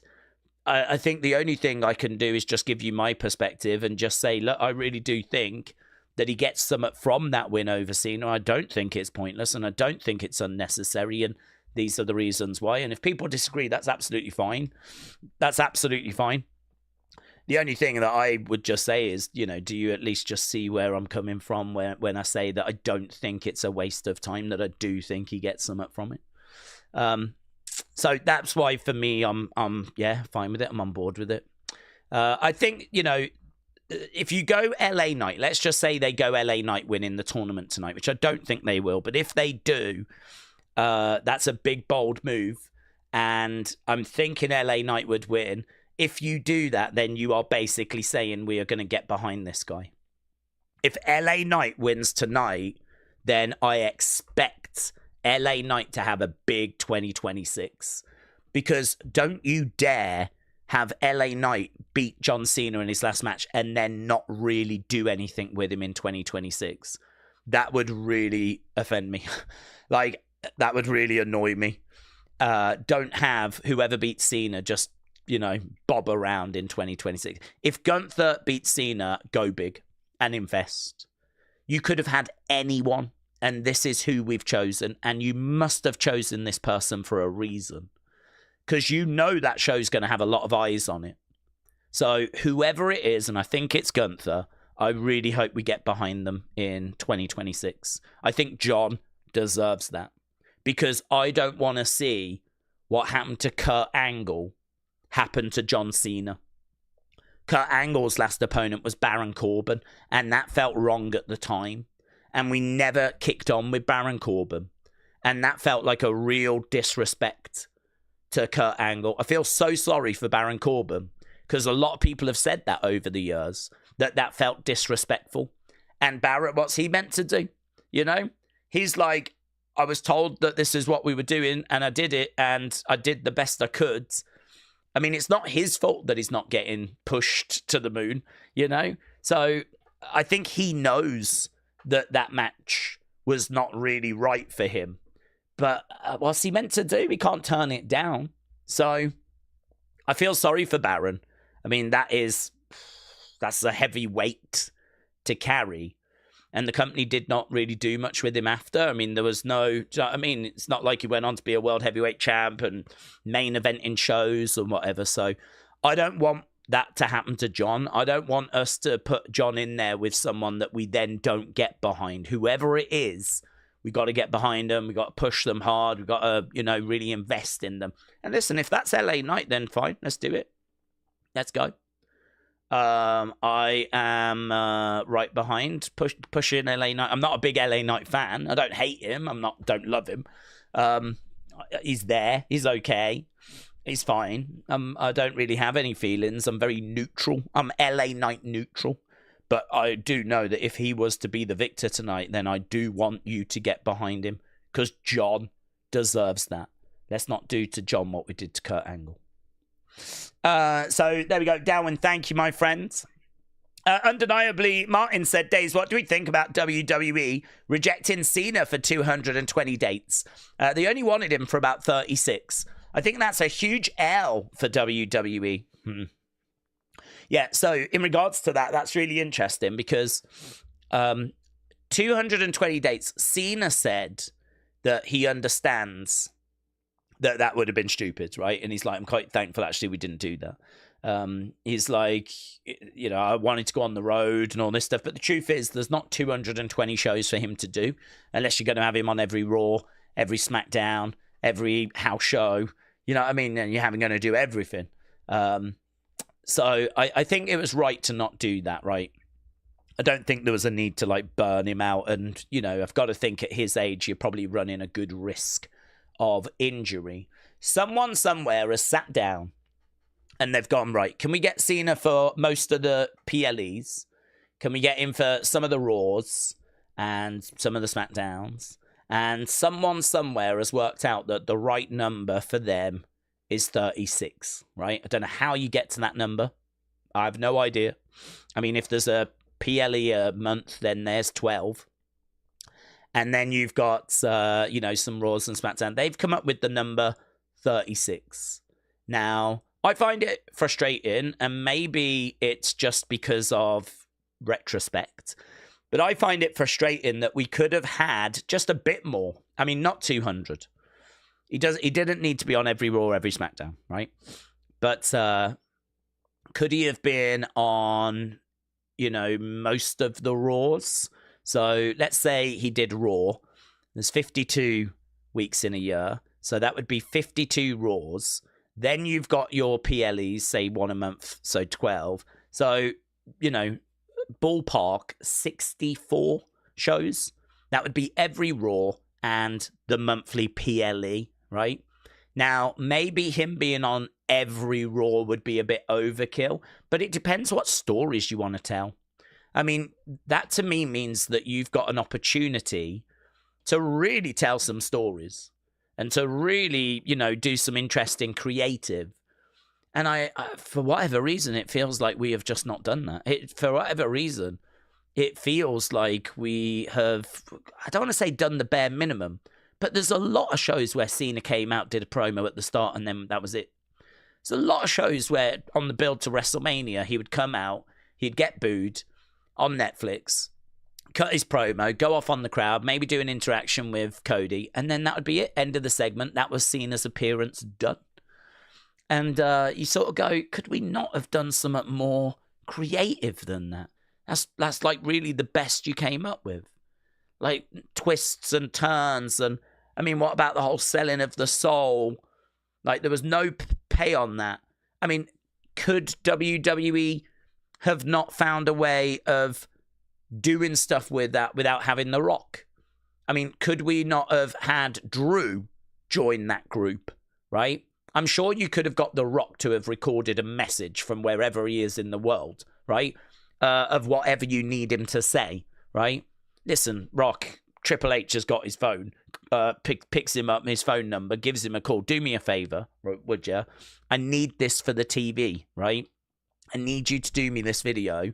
Doesn't need to be long, but I need you to say this because we want to bring Drew into this story. Everyone knows you and Drew have got a close relationship. They were talking backstage. Drew was part of The Rock's kind of promotion for a clothing brand that he owns. And, you know, Drew's spoken about like having a good relationship with The Rock in interviews. And so, you know, you could have brought Drew into that whole story. That could have been very interesting. That way, then you're not relying just on The Rock. You know, you've got Cena hanging around with Drew. And then all of a sudden you go, well, what do you do with those two? You know, do those two cause a bit of trouble? Do they start attacking people? Do they go after the tag belts? Do they want to have a run with that over the summer? You know, does that kind of, you then put some like good teams together to try and take the belts off them? I like the idea of The Rock giving John Cena like really fine dressing rooms, like special treatment backstage. Adam Pearce receiving phone calls telling him he can and can't do certain things when it comes to Cena. And I just sort of feel like there's a green shoot there that something you could grow, something you could expand on with like not needing The Rock. You get my point? Like you don't need The Rock to tell the story about why Cena sold his soul. Have a promo where Cena explains why he sold his soul. What were the benefits? What was the purpose? Put someone with him, like Drew, that makes sense and expand on it and have Adam Pearce involved because he's got to do certain things and he can't do certain things. Have Triple H getting frustrated at the fact that he can't control John Cena. He's sat in Gorilla and he's, you know, we see backstage him going off on John, telling him he can and can't do certain things. And John's like, how about you go speak to your boss, The Rock, right? Flips him off, walks away. And I just feel like there is So much. I mean, that's the kind of thing that you sit down and go, right, what else would you do? Where would you take this? How do you grow that group? Do you put like a young gun in there with them, like an Austin Theory or something? You know, does that give exposure to them? Like, I feel like you could grow that. You could have done something. There was, maybe that's not the right way forward, but it's something. Would have fitted into the whole "why did you sell your soul" stuff. And I don't know why we didn't expand on it. I don't know why we just ignored it. We ignored it, didn't we? We as soon as that turn happened, we basically forgot about it. We didn't talk about it. Other than Travis Scott coming out at WrestleMania, it was like, yeah, he's a heel now. Deal with it. Yeah, but why is he a heel? Why, he hates the fans because of the fact they didn't like the spinner belt. I don't know. It's like, oh my God, this sucks. This is rubbish. So the idea, we could have had him on more shows and we could have gone into more creative and we could have done something bigger. And, I'm not saying it would have worked, but we could have done something more creative. We could have done something better than what we ended up doing, which felt very bare bones. Yeah, I think it is frustrating. I think, though, there is a balance. I don't think you need him for 200 shows. There isn't 200 shows unless you're going to have him on every Raw, every SmackDown. And I think we would face overkill. And having him on every Raw might also be overkill. So perhaps you don't need him on every Raw. But do I wish those 30, however many dates, 36 dates, do I wish that was 50 dates? Yeah, I do, actually. I do. I do wish we'd added him a little bit more. I remember there being a good chunk of February that he just wasn't around. And I remember there being how is he not appearing between Survivor Series and Saturday night's main event? How is he not on a Raw last week? Or how is he not on Raw this Monday? How is he not on, say, the Raw after Saturday night's main event where he does his last match and then he's on Raw to address the crowd and say thank you and goodbye or something? I mean, it doesn't even make sense, does it? It doesn't even make sense. Is it? Perhaps he gets paid for each appearance and it's really high. And perhaps there's a financial aspect. I don't know. And perhaps the sweet spot they think is 36. But I would look at February, and I would look at in between Survivor Series and Saturday night's main event, and I would look at some of the builds where he wasn't around much, and I'd be like, we probably could have done with another 15 Raw appearances, and that would have, and it would have been nice to have got more out of this year. So, yeah, I find it frustrating, disappointing, a little bit surprising as well that he was up for 200 odd dates. But they chose 36. I suppose the other aspect, though, is all that TV time he has, is done at the end of the year. I mean, he goes. So do you want to give that much TV time to someone that's not going to be around after the December? That's where I suppose you'd need to get clever and you'd need to give him a theory, or you'd need to give him someone that he can help build, So that way you're not just wasting TV time. It is actually building up someone that can benefit. It's very interesting. I definitely would have took him for more, but not 200 dates. Nita Nitro says, hello. What happened to the November Hall of Fame? Forgot? No, I'm not forgot. Just put in a little bit of space. We have just done one quite recently, a couple of weeks ago for October. So we'll do the November one soon. But I didn't want to race straight into another one. So, yeah, it'll be coming up soon. I don't know if it'll be next week or the week after. If you're telling me people want to get back into another one, we can do it next week. No problems. But, yeah, we did forget with the October one, so that was quite delayed. So that was it last week or the week before? So I was just trying to make sure that we don't doing too close together. Hopefully you're all thinking about who you want to go in, yeah? Who are you going to nominate?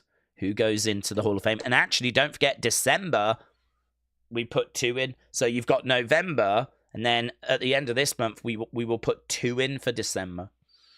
So there's going to be plenty of people going into the Hall of Fame as we approach the end of the year. Hope you're well, Nita Nitro.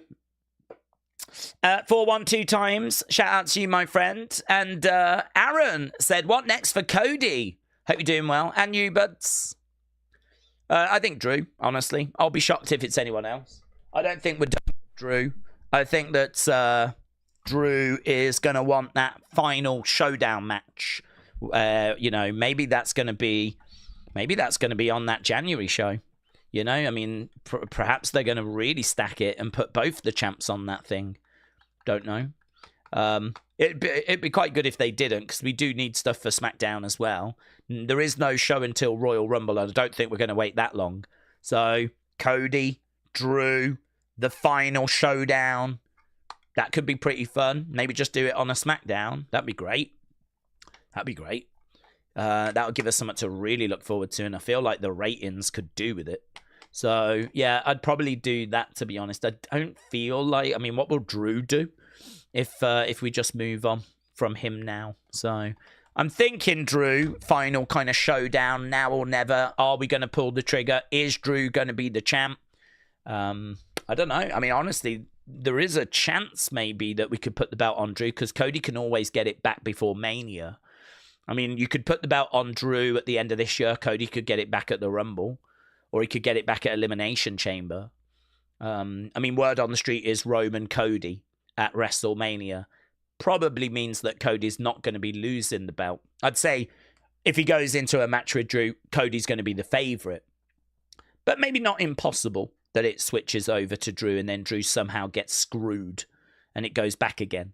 Not impossible, but I think, yeah, Cody would be the favorite. But I'm Drew. My mind is saying Drew that, you know, we do another showdown. So if it is someone else, anything else, I'll be surprised. But I'm down for being surprised. I'm all right with doing something different, to be honest. And Julian Boyer 9252, shout out to you, my friends. Julian said, I'm going to go to my local indie wrestling show tonight. It's called Slam Pro. Robbie Eagles is on the card for the show. He wrestles for New Japan. Do you ever go to indie shows, says Julian Boy. Well, I don't, because I'm always streaming, so there's really no time. I mean, I stream pretty much every day apart from a Sunday. And then normally Sunday I use to kind of get ready for the forthcoming week. So I just don't have any time, honestly. Plus, I'm not aware of any like local indie show. There might be something in Telford, but I've never seen anything advertised. There is one in Stourbridge that I really do want to go to, because when I was growing up, there was no wrestling that I was aware of in my hometown. And there is now. It's called Bridge Pro Wrestling. Millie McKenzie competes there. She used to be in NXT UK. And man like Doris, I don't know if you've heard of him. Bit of buzz around him. WWE were interested. And I think he's appeared on TNA. He's appeared on their shows a couple of times as well. So there's a couple of people that I would be aware of at Bridge Pro Wrestling. It's very small, though. I mean, it's like, I don't even know if they get 100 people, honestly. Proper in a sports hall, very small community centre type thing. I mean, one row of seats around the ring type situation. But I'd love to go and support and, you know, check it out. So I'd like to go to that. I have been to indie wrestling because I used to go a few times to Fight Club Pro, which was Trent Seven's promotion. That was in Wolverhampton in the UK. And so, you know, Pete Dunne, Tyler Bate, Trent Seven. He had Gunther when Gunther was Volta. I think he had Ludwig as well. And he had a few, you know, there was a few, Miko Satomura is one I actually saw. I've told the story a few times where I went to the one show to see Miko compete. And she competed in the main event. And it was great to see her. She's a legend. She appeared on WCW. She's obviously been a part of WWE. She was part of NXT UK. She's been on NXT. She's a real wrestling, female wrestling, like Japanese great. She's been in like Japanese women's documentaries, and I don't know. She's just a name that I've been aware of. That I was like, yeah, that'd be really cool to see her compete. And so I went to see her, and it was great. And she's a great wrestler. And afterwards, I wanted to just shake her hand, say loved it, could I get a picture, whatever, right? Give her some money. buy a shirt or whatever, from the merch stand. And I was going over to see her, and Tyler Bates' mom, this is a true story. Tyler Bates' mom grabbed me, and she was like, "You don't know me, but I'm Tyler Bates' mom." And she was like, "We love your toy hunt, right?" It's so funny. And it's because around that time I was doing toy hunts, and Tyler Bates' figure had come out. And there was one of Tyler Bate that was in Toys R Us, and it was a UK special, and it was really, I was quite excited. I mean, I love Tyler Bate, I still do, because he is only a few miles away from Stourbridge, where he was born. I mean, he is the closest wrestler to, where I was born that's actually made it to WWE. Him and Pete Dunne. So it's pretty special to see that someone so close to where I was born and raised has actually made it. I'm really proud of him, right? I'm really proud of him. And even if he doesn't do anything else now, I'm still proud that he made it to the main roster. I have nothing but positive vibes for Tyler Bate. I had a bit of fun with that video where, I was just having a bit of fun with the figure and everything. And his mom said that she enjoyed it. She had seen it and she had enjoyed it. And she's like, "Come over, say hello to Tyler." And I've met Tyler a couple of times. Nice guy. He hasn't got a flipping clue who I am, right? Doesn't care, nor should he, right? Nor should he. So, mate, it was really awkward. Because I went over to Tyler, and Tyler's mum was like, "This is Wrestling Daze, from that toy." And Tyler was like, "How you doing, mate?" He was not bothered. Probably not impressed with the video as well. I mean, if you're a wrestler, you want people to say how amazing you are, right? I don't know that you want people having a bit of fun with your action figure, yeah? I'm not sure that's something that he was, really impressed with or bothered by. And so he was like, "Yeah, how you doing, mate?" So you could sort of tell that he didn't really know who I was. I mean, I've met him a couple of times for pictures. Never had a big chat with him or anything. And all the time that was happening, I was like, I need to go and see Miko. I wanted to get a shirt off Miko. So I'm there chatting to Tyler's mom. Tyler's standing there slightly unimpressed with me. Miko's there, and there's a bit of a few people around, not loads. And I'm chatting away, and by the time it goes on 5 minutes, 10 minutes, whatever. Spoke to Tyler. Then his mom was introducing I think a family relative that's training. So I met that girl, and she was like, "Yeah, I want to be a wrestler when I'm older." It was amazing. I mean, it was great. What an experience. Flipping turned around, Miko had gone, hadn't she? That was it. She met the people that were there at the table that were waiting for her, and then I don't know, perhaps she had to go. I was like, "God damn it!" I was like, "No way, man. No flipping way." So I've never got a chance to meet Miko, never got a picture, never got to buy any merch. I was like, flipping out. But I mean, what a great story. I don't, Tyler, what I can say is Tyler Bates' mom is lovely, right? Nothing but love for that lady. Nothing but respect for Tyler Bate. Yeah. It's actually a fun story. I mean, it was one of those that was so weird. It's so weird. I mean, when you grow up just a wrestling fan watching wrestling in your bedroom, you don't expect to have situations like that where you're going to indie shows and there's wrestlers that you've been watching on TV there and their parents come up to you, and it's so weird. It's so random. So, yeah, that was a Fight Club Pro. They did another show, actually, that had Tyler, Pete, Trent Seven against the Young Bucks, Kenny Omega. That video's on the channel, actually. It's old as well. Goes back to 2017, I think. You can find it on the channel. And that's got Penta. It's got Tegan Knox, Nixon Newell. There's loads. Leo Rush was there. There was loads of big names on that card. That was an amazing show. So I've been to some of those. There's the Stourbridge one I'd love to go to. Never done Progress. But I've got respect for those guys. Same with Rev Pro. They're probably the big ones in London. So yeah, but for me now it's time, really. I mean, if I was off and there was a local promotion, I would definitely go and show support, show love. So it's something I'm an advocate for. It's something that I cheerlead, but not something that I'm able personally to attend just because of the amount of streams we do. We stream on a Monday, on a Tuesday, on a Wednesday, on a Thursday, on a Friday, on a Saturday. I mean, I'm streaming members streams on a Tuesday, Wednesday, Thursday, doing the Wrestling Escape Pod on a Thursday. We got Raw on a Monday, NXT on a Tuesday, SmackDown on a Wednesday. We always do something on a Saturday. We're doing Deadline tomorrow. It just doesn't leave any room for anything else. So that's the only reason that I don't get a chance to go, to be honest. But Julian, have fun.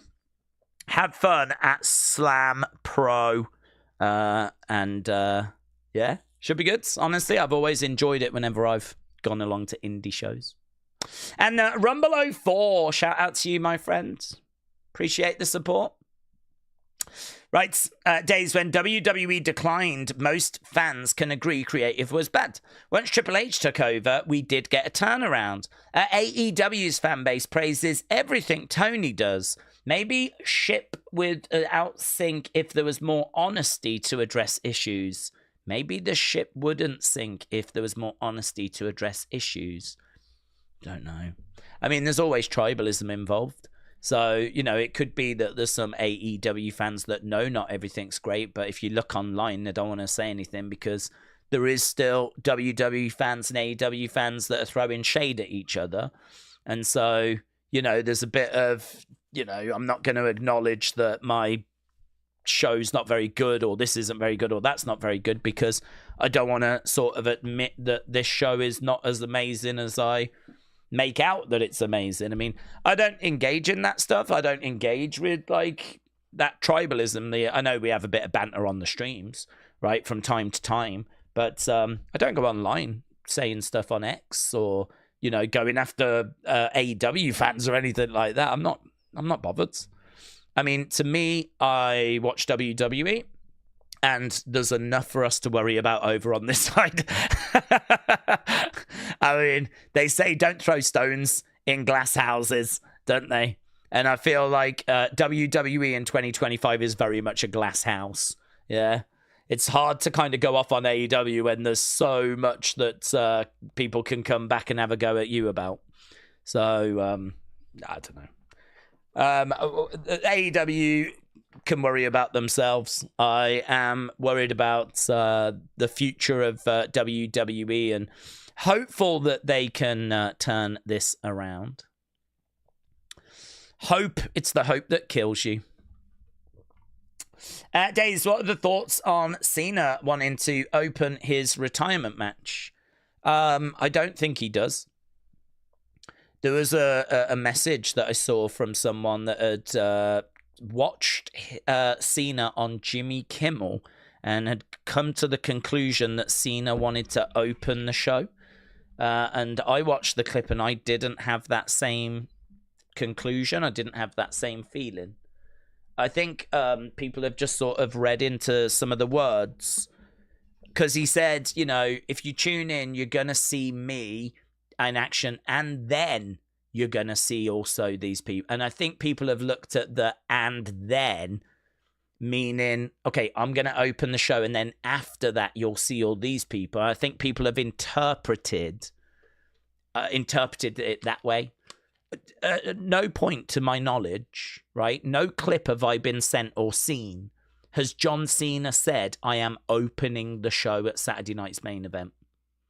If you've seen a clip of John Cena saying, I will be opening the show Saturday night's main event, tag me in it because I have not seen it. I'm not saying it doesn't exist. I'm just saying I have not seen it, right? What I have seen is people saying John's basically just confirmed he's going to open the show. When I've watched those clips that I've been sent, it's John saying, so if you tune into Saturday night's main event, you're going to see me in action, and then you're also going to see. And I think people are thinking what he's saying is, I'm going to open, and then you're going to. But I don't think he means that way. I think he's saying if you tune in, you are going to see me, but you're also going to see this other talent as well on the same show from NXT. Not that he's opening it. So I think there's a misunderstanding, personally. I don't think John is opening the show. I think that would be a big mistake if that's what they did. Who's going to stick around? I mean, John wants people to watch that NXT talent. And so you're going to do this big dramatic thank you, goodbye, and then you're going to show the NXT talent. People will tune out, won't they? If you're going to tune in for John Cena's last match, you're going to want to watch that, aren't you? As soon as that's done, a lot of people are going to tune out. So in many ways, you're screwing over the NXT talent. The NXT talent that you want people to watch. Well, I don't know that people are going to stick around if you open the show with John. That doesn't make any sense to me. So, again, you know, if there is a clip of John saying categorically he is opening the show, send it. I have not seen it. And I think it's just a miscommunication. Wyatt661 said, Daze, what would be cool if the masked man is Montez Ford's? Well, we're not...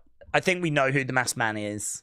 There's big rumors as to who it was. It's the person that many people expected, and I'm not expecting it to be any different, honestly.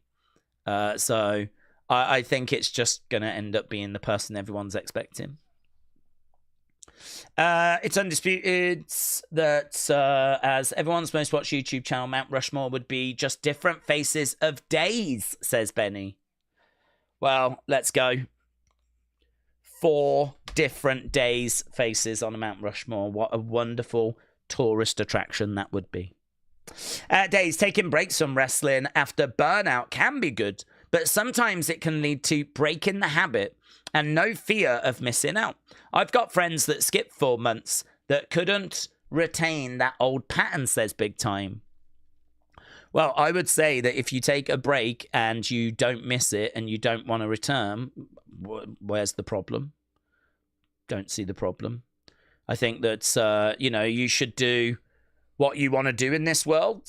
And if you're only watching out of habit and then you fall out of that habit and then you don't want to return, don't return. I mean, you can do what you want, can't you? It's one of those. Watch if you want to watch. Don't if you don't want to watch. I don't understand watching something that is winding you up and that makes you unhappy. I mean, every TV show has got bad episodes, but if it's going to be over a sustained period of time, if it's going to be something that really you are not enjoying, taking a step away and then, you know, hopefully missing it and wanting to come back and like get back in with the stories and see how things have been going and see if it's grabbing you again. I don't think that's a bad thing, honestly. I think I took a break with NXT and it was one of the best things I did. When they did NXT 2.0, I was like, no, this was consistently bad. I was watching the episodes and I just was not enjoying them. And it was actually a problem because I was watching the episodes and it meant that my commentary, my streams, they weren't fun. They were just really negative. And, you know, that was a problem. The thing with NXT is it's not essential to the channel. I'd say Raw and SmackDown and the PLEs are, but NXT, not so much. I mean, NXT will probably do about 4,500, 5,000 views a week. I mean, we've already done that now on this stream. I mean, right now it's saying we've done about 7,000 views and the show hasn't even started yet. So, you know, NXT is, you know, it's a nice bonus. It's not essential. And me taking that step away from that and then coming back is something I do not regret doing. So I would say if you take a break from it and you just don't feel the need to come back, where's the problem? If you're not feeling that need to come back, then don't come back. I mean, everyone's got their own journey with it. Some people step away from wrestling for years, don't they? I know people that have, you know, watched when they were kids, stepped away and then come back as they've got older. I think everyone's journey and relationship with wrestling is different. It's, you know, what you enjoy and how it fits in with your life. And, you know, it's going to be times where maybe you have kids, start a new job. You need to turn down the amount of time you give to wrestling. That's fine. Yeah. I just want people to watch and enjoy, really. I want to watch and enjoy, you know. I think wrestling, when it's at its best, is as good as anything, any form of entertainment. And, yeah, I definitely would like for it to be a case that other people feel that way as well. So, yeah, don't know. You do you. You do what's right for you. Right, we're just seeing a video package on what went down at Survivor Series. Hawk said, I stopped watching for a few years in high school. I was busy being a crazy teenager, but I got right back into it after high school. Yeah, I know a lot of people that do that are into it when they're kids. They kind of stop when they're going out with friends and discovering girls and whatnot. And then, you know, you kind of go to college, university, whatever. You're having drinks, going out, having a good time.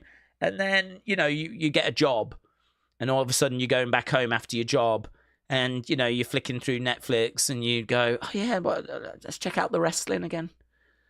And then you start watching it and you're like, okay, yeah, that was okay. I look forward to seeing where they go with that next week. And it's just, you're back in it again, you know.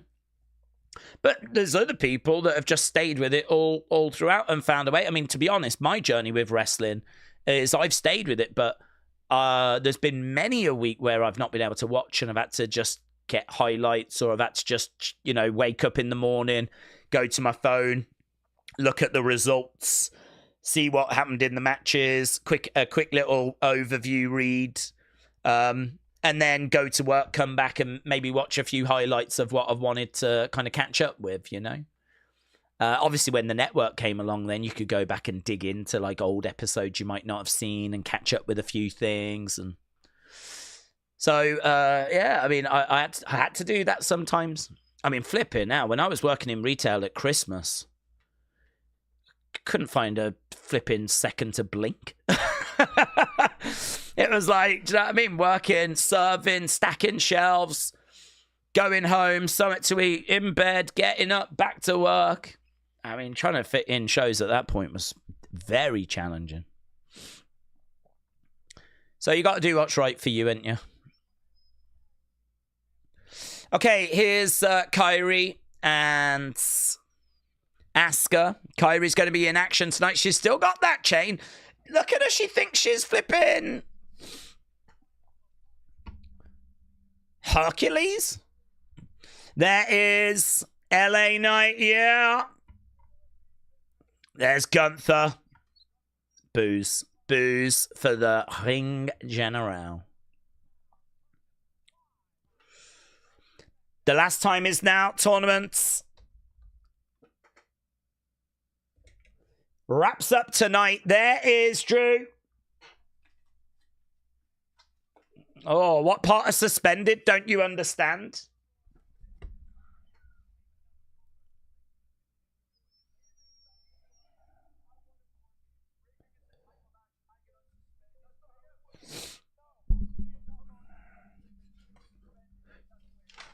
You're suspended. Get back in your car and leave.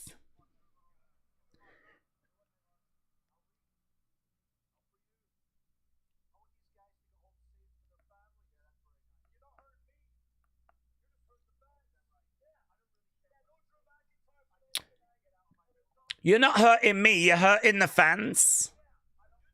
Oh, ran! Cody in the car! Cody in the car! Cody must have snuck in round the other side. Cody unloaded on Drew. So Nick Aldis says to Drew, you're still suspended. Mate, Drew has gone bright red. Look at Cody. Cody is absolutely livid. This is the kind of Cody that people have really wanted to see. Oh my God, he nearly drove into the back of that flipping ambulance. Everyone calm down, says Nick. Cody Rhodes was starting the show hot.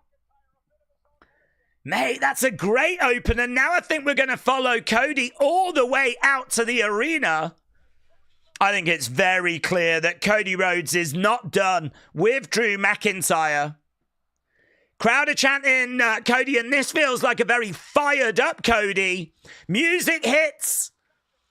Cody making his way into Gorilla. There we go. Can we see Triple H? No.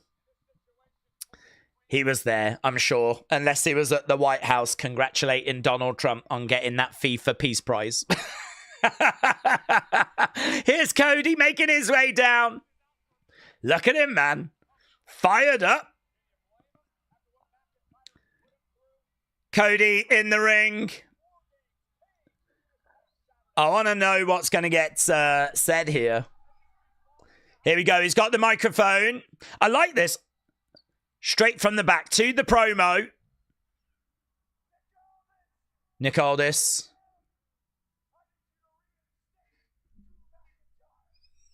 He wants him.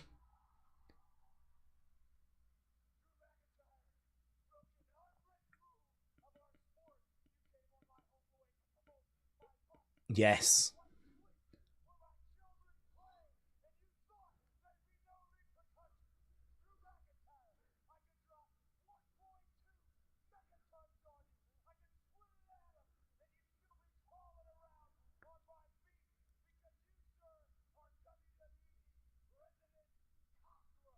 Oh, Cody Rhodes. You are WWE's resident cockroach. He's a cockroach. He's a cockroach.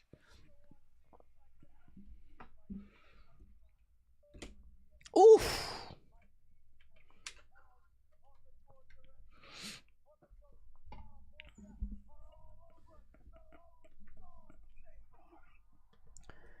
Cody wants... Oh, that guy... Is that Goldust the guy in the crowd is dressed as? Please. Reinstate Roach. James said Cena has had his theme music for like 15 years and now he's getting sued. It's very suspicious, says James. Well, I think the daughter has just got the rights, hasn't she? I wonder if that's the reason. I wonder if, like, the guy... I don't know who had the rights before, but I wonder if whoever had the rights before wasn't bothered. But she is. I don't know. It is weird time-wise. I completely agree. But there we go. Cody Rhodes spitting fire. That's a good open. That's a good open. Jumped him in his car. Called him a cockroach.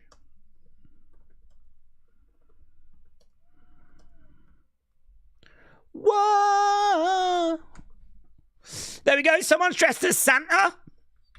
There is the Axiom mask. What? This start has got me optimistic. This is going to be a fun show. Probably isn't, and I'm probably being lied to, but I'm optimistic.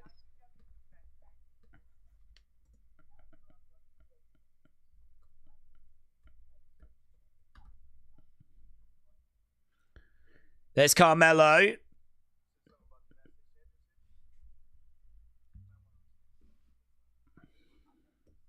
Carmelo said he's got next.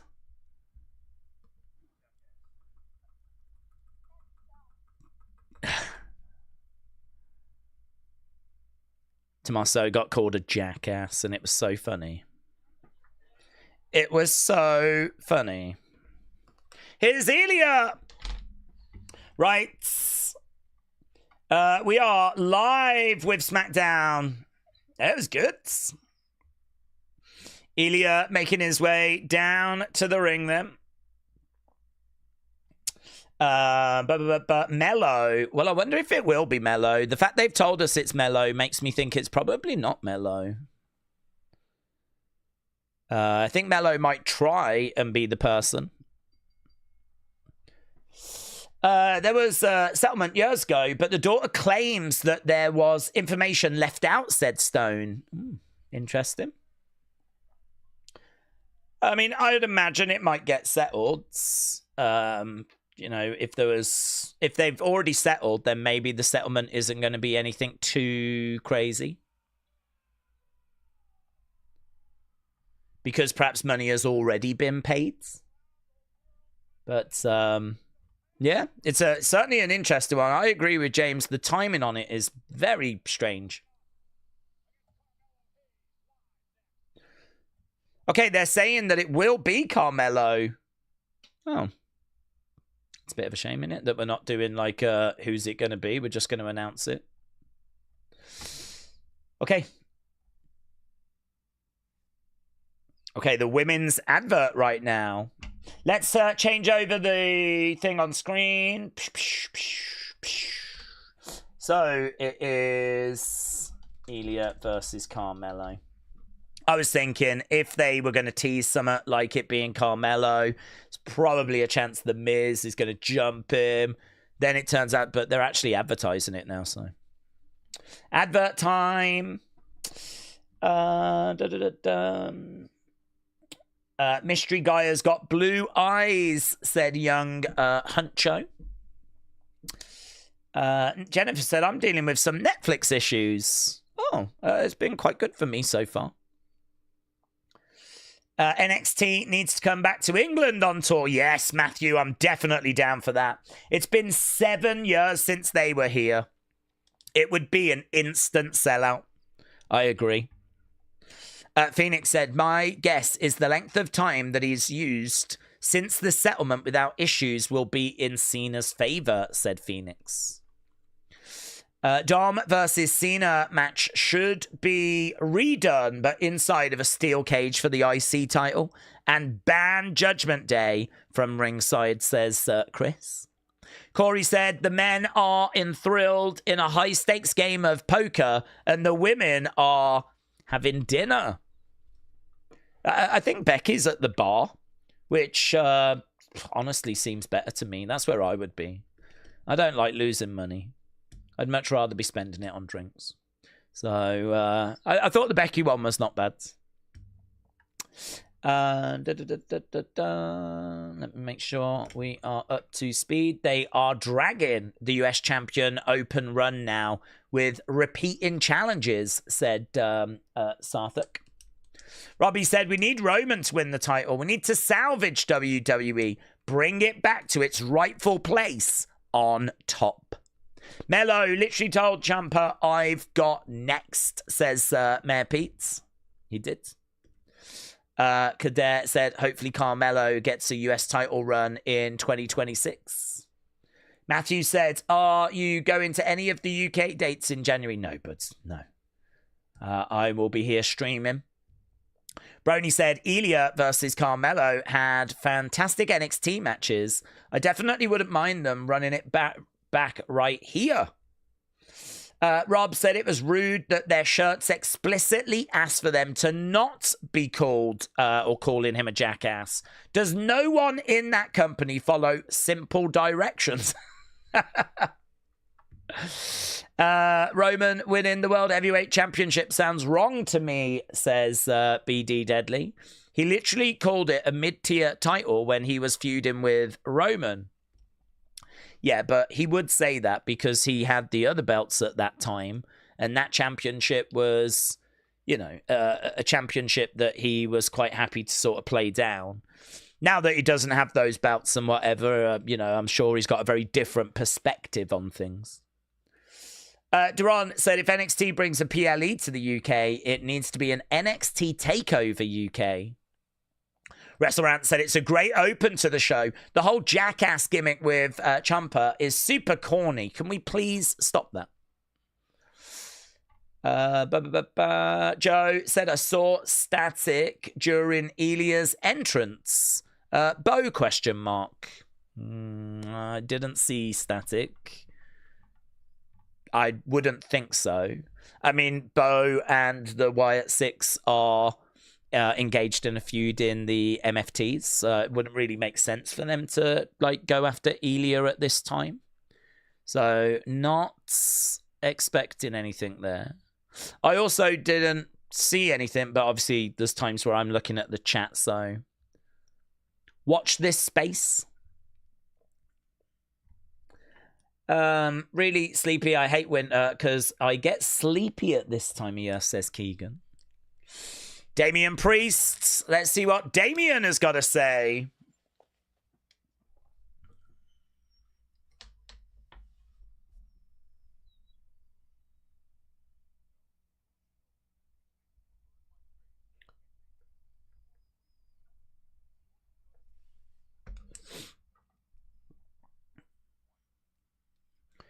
You brought in your wife.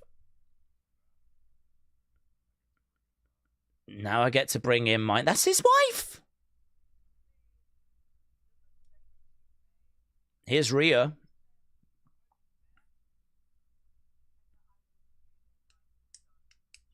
Terror Twins. This is a pretty fun development.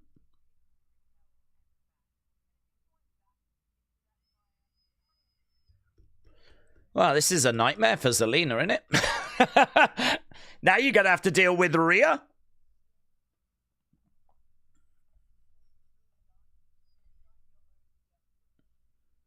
Next week. Wow. There we go. Next week.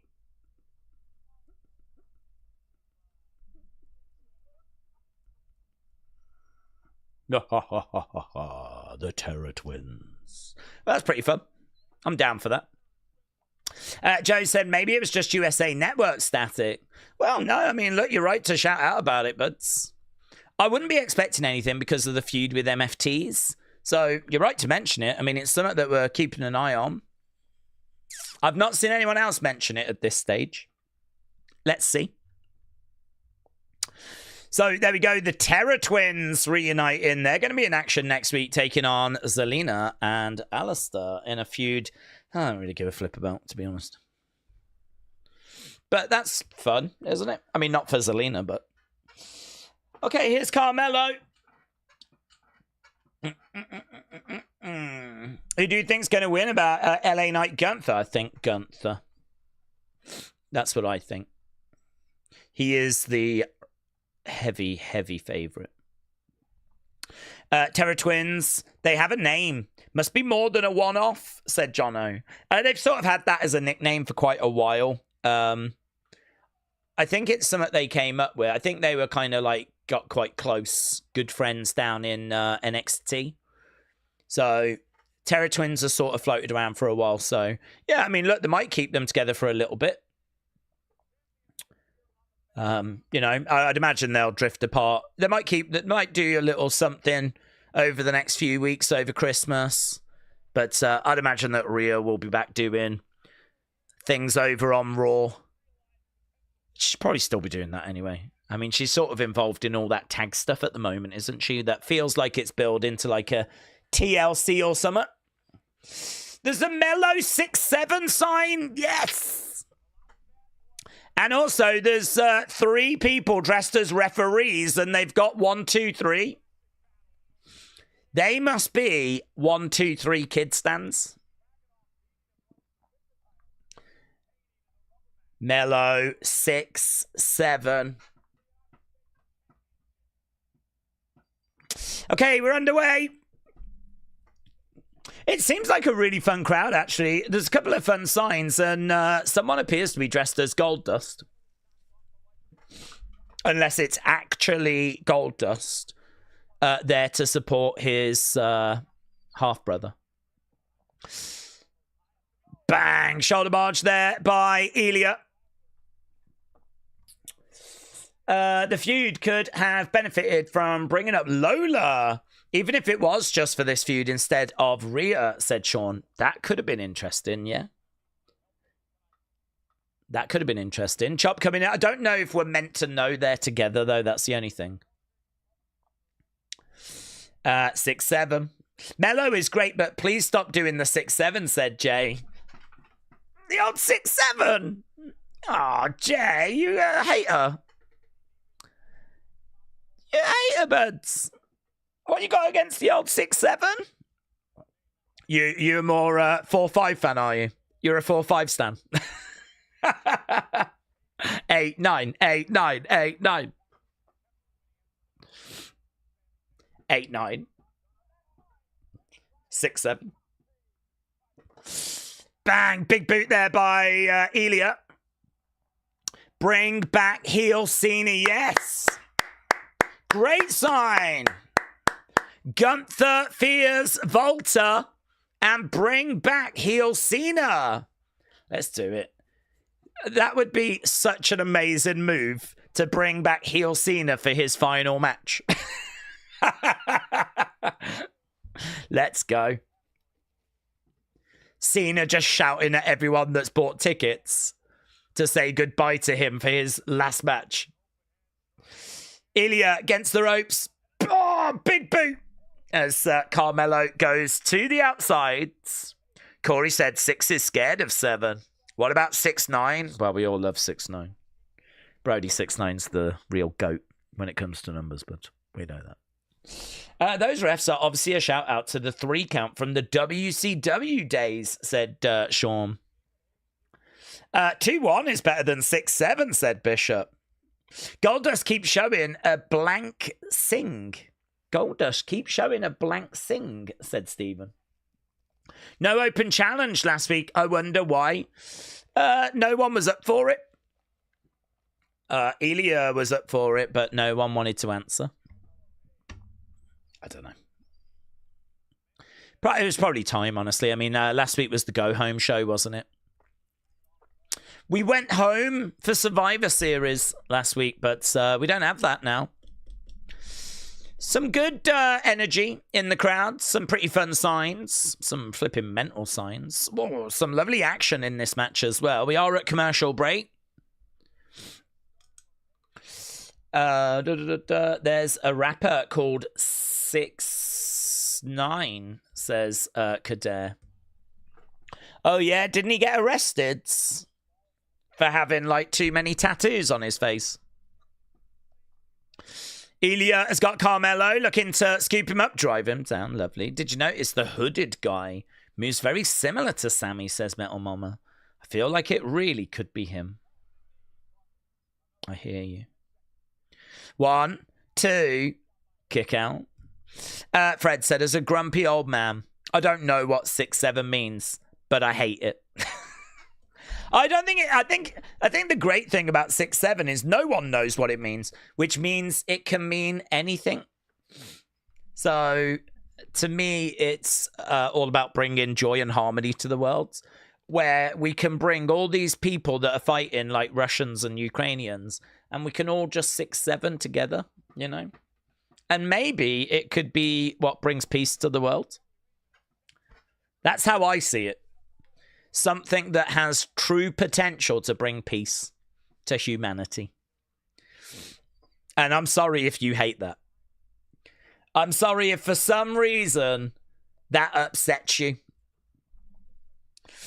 Wrestle with Andy said, Daze, what do Toy think will happen? What do you think will happen to Sammy for Mania if he doesn't get a world title shot? He'll probably take on Johnny Knoxville again in a rematch. He'll probably be in the he'll probably face Speed or Jelly Roll, or Speed and Jelly Roll in a triple threat. I'm sure it's going to be great. All this building up that we've done of Sammy, of him having some really great matches, open challenge, building him up for what felt like was going to be a real opportunity in Saudi Arabia. I'm looking forward to seeing how we throw all that away. Shoulder up there by Carmelo. Sign in the crowd said, Fatu is God. Yada mean. Lovely work here by Ilya. He's keeping Carmelo grounded. We're back in 15 seconds.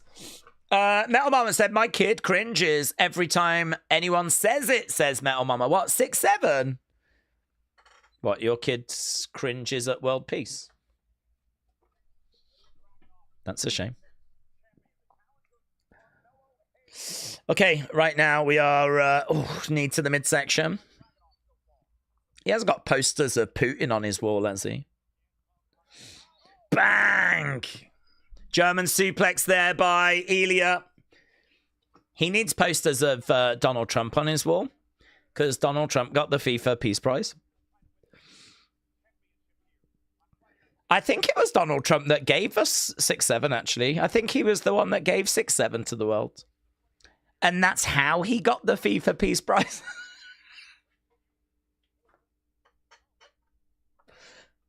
He used to do it that way, I think, whenever he was dancing to YMCA. But we just turned it that way instead. Elbow coming into the side of the head there by Ilya. Cano Car said, is it bad that I love and admire Trump and Putin? No, you should love and admire everyone, my friends. Bring peace to the world. We should love and admire everyone. Forearm shot coming in. Bang! Big shots coming in Daze, I think Speed main events night 1 of Mania. Jelly Roll night 2, says Brody. Big boot there by Ilya. Ilya going against the ropes. Oh, no joy. Whoa, Carmelo. Big air. Carmelo coming off the ropes. Like a cat. Mello, oh, driving Ilya. Face first. 1, 2, Ilya. Kicks out. Kicks out. WWE needs to do a 6-7 match where the only way to win is by a 6 count pinfall or a 7-second count out. Yeah, man. They do. You're right. Yes. That's how you get the kids. Put Carmelo in a 6-7 match. I mean, a 7-second count out is a hell of a lot easier than a 6-second pin, isn't it? Okay, Carmelo coming over. This match is banging. Oh, mate, that powerbomb was sick. Sick. Ilya versus Carmelo is giving us all the right feels. H-bomb! Knees up, though, by Carmelo. Ilya. Oh, 1, 2. Ah. No joy. Crowd are loving it. Really vocal. Bang. Kick coming in by Ilya. He's grabbing Carmelo. Picking him up. Driving him down. Really good. Really good. We've got a Let's Go Mellow chant.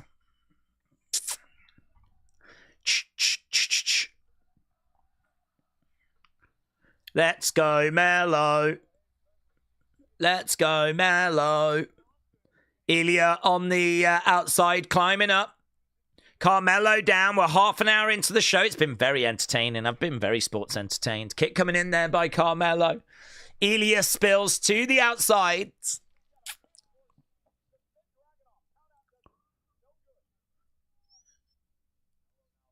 It is true. He's got to pin or submit him. A count out is no good.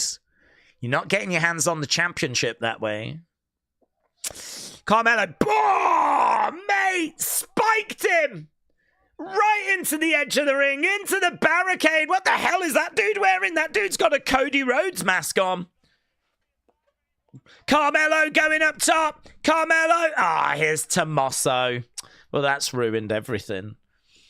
Boos are ringing out. Tommaso getting involved. Yeah, bang. Ilya didn't know. Here's the H-bomb. Bang. Oh my God, yeah, he really flipping nailed him with that H-bomb.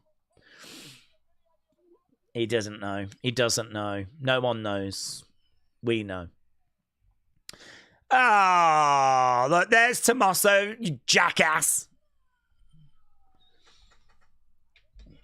Mello just missed, said Chetley. He did. He missed.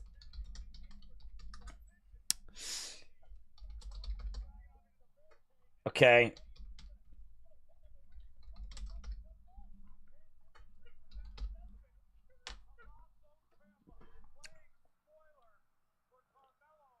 Loud boos. It's a really good crowd. Oh, Ilya's livid.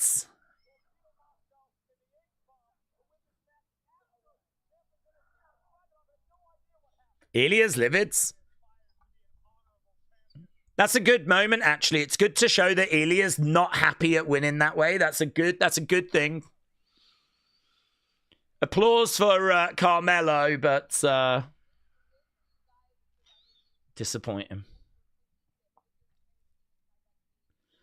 Okay, we got Charlotte, we got Alexa.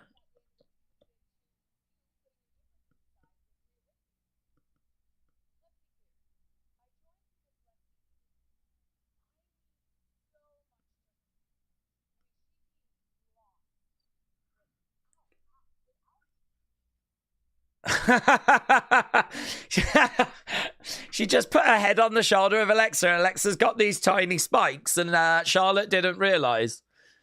I wondered what she was like, ow, ow, ow, and then I saw those spikes.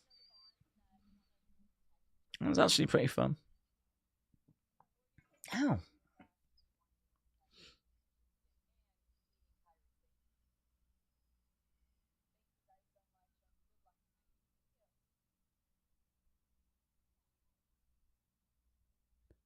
Okay. Alexa, Kyrie. Coming up tonight, Daze, what is the biggest surprise you didn't expect to happen in 2026?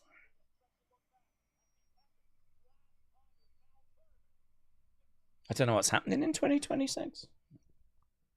What do you mean? I mean, I would be shocked if WWE and AEW worked together.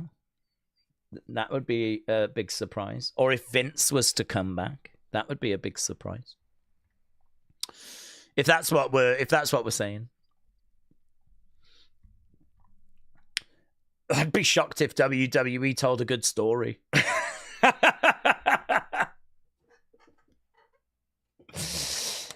Daze, you've got to know about the no good with ABs that contacted me, said Sonny. You need to know about the no good guy with abs. What? Sonny, what's this? Daze, I got led on by a hot guy called Ethan with abs. Oh my God. You've got to be so careful of people with abs. This is why you're safe around me. He said he worked out. He contacted me and we chatted. I thought he liked me and then he blocked me and he was like 10 miles from me. Sonny, you got to be so careful because there's lots of people that scam and are looking for money. And do you know what I mean? Got to be really, really careful. So, I mean, look, those people are out there. Those people are out there. You've got to keep your guard up at all times. Basically, trust no one. Yeah. But there's good people out there as well. Just don't get caught out with flipping, giving any money to people or anything like that. I don't want to see you getting scammed.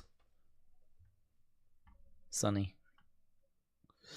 Daze, if Mansoor was still with WWE, maybe he would win the Rumble. It's a disaster that he isn't, to be honest. I would love to see a maximum male model get such a big victory in 2026. Maybe we could have Mace or Marseille main event night 1 and Mansoor main event night 2. And we've already got Maxine Dupree as the Women's Intercontinental Championship, so with that belt. So it would make sense, wouldn't it? She was a maximum male model. So maybe 2026 was their year. They just sadly no longer with the company. We are at commercial break, by the way, if you was wondering what's happening. Big Mix Gaming said, I still can't believe I've watched 1,138 of your videos, said Big Mix Gaming.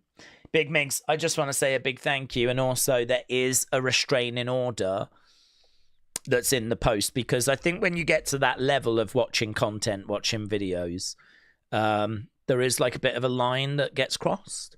And I'm deeply concerned that you want to wear my skin as a coat, because you did watch there's only 365 days in a year, and actually we've still got most of December to go.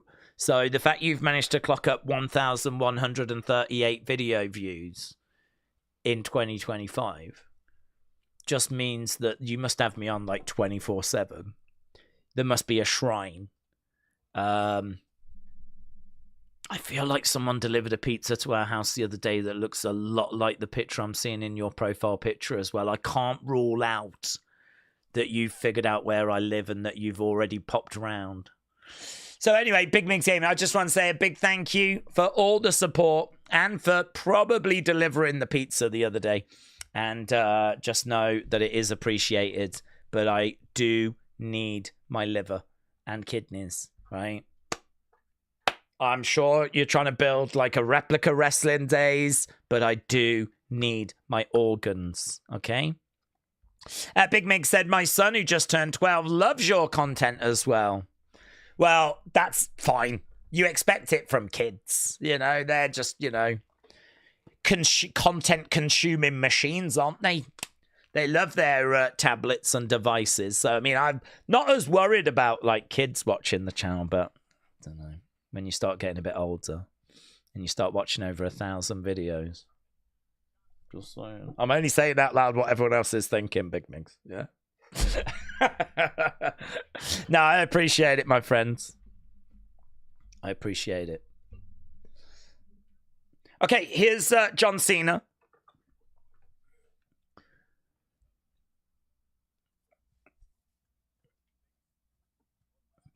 We've seen this before. This is where he's talking about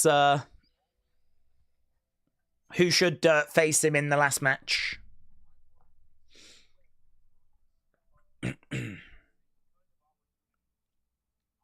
I want to face whoever is going to step up and seize the opportunity.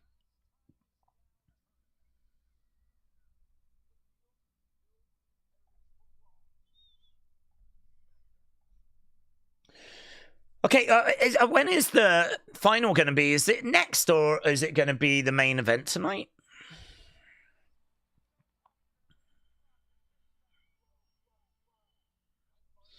You can count the amount of days Cena has got left in his career on your hands, said Stone.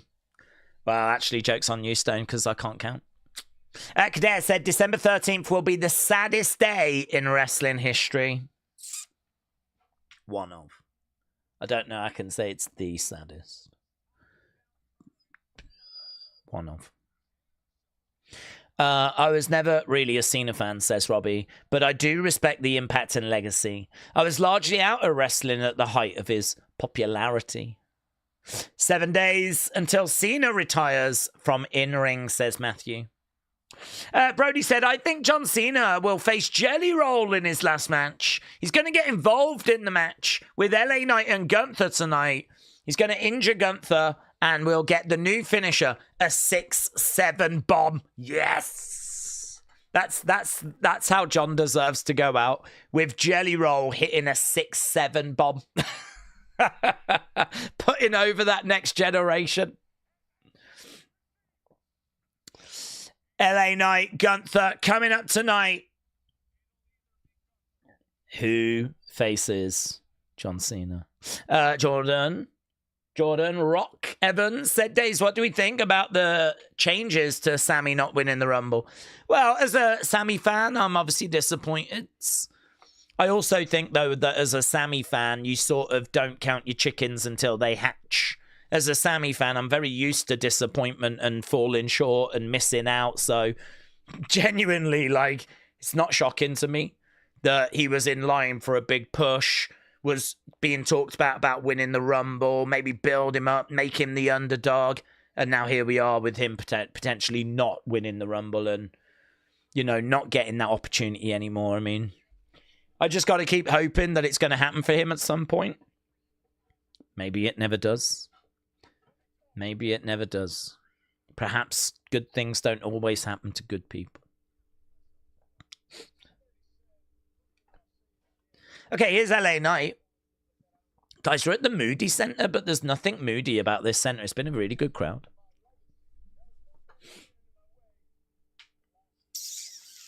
Let's end this poll because I feel like we're about to go over to another segment.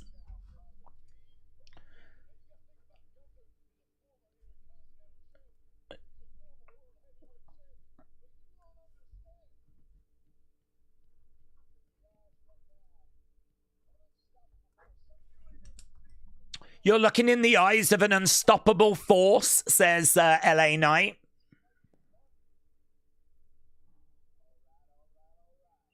All right, all right, all right. Yeehaw.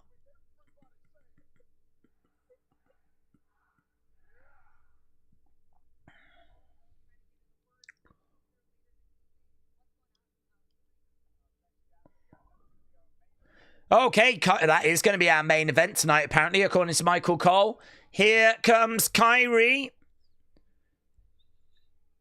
Are we digging back into the pirate stuff, are we? Well, it's her solo theme. She's coming out with Asuka. She does have the telescope. She hasn't got the wheel anymore.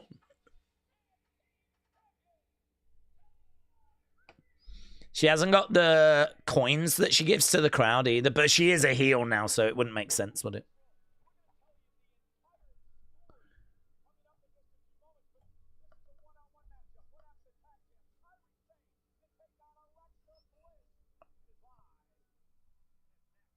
It is live, and it is next.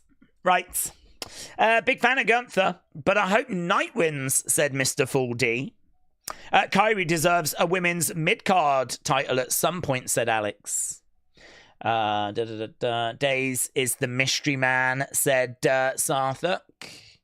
Looks like Daze is shooting an AK-47, says Kader. I've never shot a gun in my life. I was going to go to a gun range when I went to Florida, but it's quite expensive, actually. So I was like, don't need to. But I think you can fire different guns when you go to those places, can't you, at a shooting range? It looks pretty fun. I'd have given it a go. But, yeah, they've got places you can go in Florida. Just tourist places. Not like, really good shooting ranges. But we don't really have guns in the UK. Well, we do, but not like in America. William said YouTube wouldn't allow it, Austin. I posted a link in the chat. What's that a link to? You've always got to be careful when William's posting links. Daze, who is your all-time favourite promo or contract signing? Who's your all-time favorite promo or contract signing? The first names that come to mind from like promo wise would be CM Punk. I think CM Punk comes to mind. Rowdy Roddy Piper back in the day, but I actually saw a lot of Piper promos that didn't impress me. I think Piper was good at the time compared to everyone else that was around. He was extra fiery and his delivery was like, turned up to the max. And I think he had some really good lines. He had some really good wit. I think comparing him by kind of what you see on a regular basis now, plus also some of the content he had was a bit questionable at times. I mean, there's a whole match against Bad News Brown that I don't even think you can watch anymore from WrestleMania 6, is it? Where he painted half his body black with black paint. I mean, there's some stuff in there you're like, I don't know what you're doing here, my friend. I don't know what you're doing. But yeah, I think Piper back in the day is obviously renowned as being an amazing talker. But I think CM Punk, man, I mean, the pipe bomb is amazing, but it's not only that. He was very, very consistent with his promos. I mean, one of the best promos I've seen since the pandemic is the Punk one the other year, where he went off on Drew and said, and it's amazing as well because Drew knows that he's got him. Drew's wearing a shirt that I think has got like CM Punk on a gravestone. And CM Punk's such a simple line was like, I've never needed to put another man's name on my shirts to sell my shirts. And, you got Drew there. And what was amazing was that Drew was actually in the process of taking that shirt off because he had another shirt underneath. But that shirt also had CM Punk's name on it. And with that one line, he just, like a sniper, just completely destroyed what Drew was trying to do. So it was outmaneuvering on a level that you very rarely see. I've never needed another man's name on my merch, on my shirts to sell those shirts. Just as Drew was showing one shirt and about to show another, both having CM Punk's name on. Oh, so good. I'm so impressed with that line. It's one of the best kill shot lines I've ever seen, actually. And what was amazing was Drew's facial reaction where he was in the... He was like... You could tell in his face, it's like, you got me. It was like, you got me. So good. That's so good. That's, if you want to go back and watch that, my memory tells me it's on the exact same show as when Cody gets beat down in the rain. It's the same show. That promo exchange happens on the same show. The show closes with The Rock whipping Cody in the rain. So you can go back and rewatch all that. It's really good. So CM Punk's the first comes to mind, but I mean, you can't not mention The Rock, can you? And Cena, and you know, I mean, there's some brilliant promo people throughout the years. We are back from commercial break. Didn't Piper have to walk through the airport with the paint on because it didn't come on here? It got the paint remover. The solution was tipped away by, I think, Andre the Giant, maybe Haku, but definitely Andre. And they replaced it with water. So he went to put the solution on to wipe it off, and it was just water that did nothing. Apparently it took about a week to come off, and he had to walk through the airport with it. Yeah. Okay, Tony Hinchcliffe of Tilcut Kill Tony is in the crowds. He's wearing a very nice Mysterio jacket. Actually, that is class. Here's Alexa. Right. Kyrie saying, Alexa. Bum. William said, blackface was more accepted back then. There was no disrespect towards Bad News. They were both Canadian. Yeah, no, I don't think it was disrespect. I seem to remember the build. I seem to remember the build was that Roddy Piper was trying to make out that it didn't matter, actually. The point I believe he was trying to make, because I don't want to paint a wrong image here. I believe the point he was trying to make is that he fights for black people, white people, all people. Doesn't matter the color of you. Like he's representing you. And I don't know why he went with that angle. I heard an interview where he said Bad News Brown was a really rubbish promo. And he knew as soon as he heard he was going to be put in a program with him that there was not going to be anything interesting in the build. So he was like, it's on me to come up with something interesting. I'm going to have to do something. So I believe that his approach was that, you know, I want to represent everyone. And somehow that manifested itself in him painting off his body black. Which obviously just doesn't look great. The optics of it don't look great. And I think there has been a few questionable comments that Piper has made, obviously, throughout his life. And they kind of came to light. And that kind of made things look bad. And, oh, man, it was just all not great. And as a result, I believe WWE blocked that match. You can't watch it or couldn't watch it when it was on the network. Probably, I doubt they've reinstated it now. It's probably still a match you can't watch. So, but they made, Jazzwares made a figure of it as well, you know. You can get an action figure of Roddy Piper, half painted black. Crazy. They made an action figure, and that would have been, I think, in like the 2000s. So, I mean, you can say a different time, and I think the intentions were positive, but doesn't change the optics, does it? Anyway, that's by the by. That's one of the more controversial moments in the history of WrestleMania. Right now, we've got Kyrie in there with Alexa.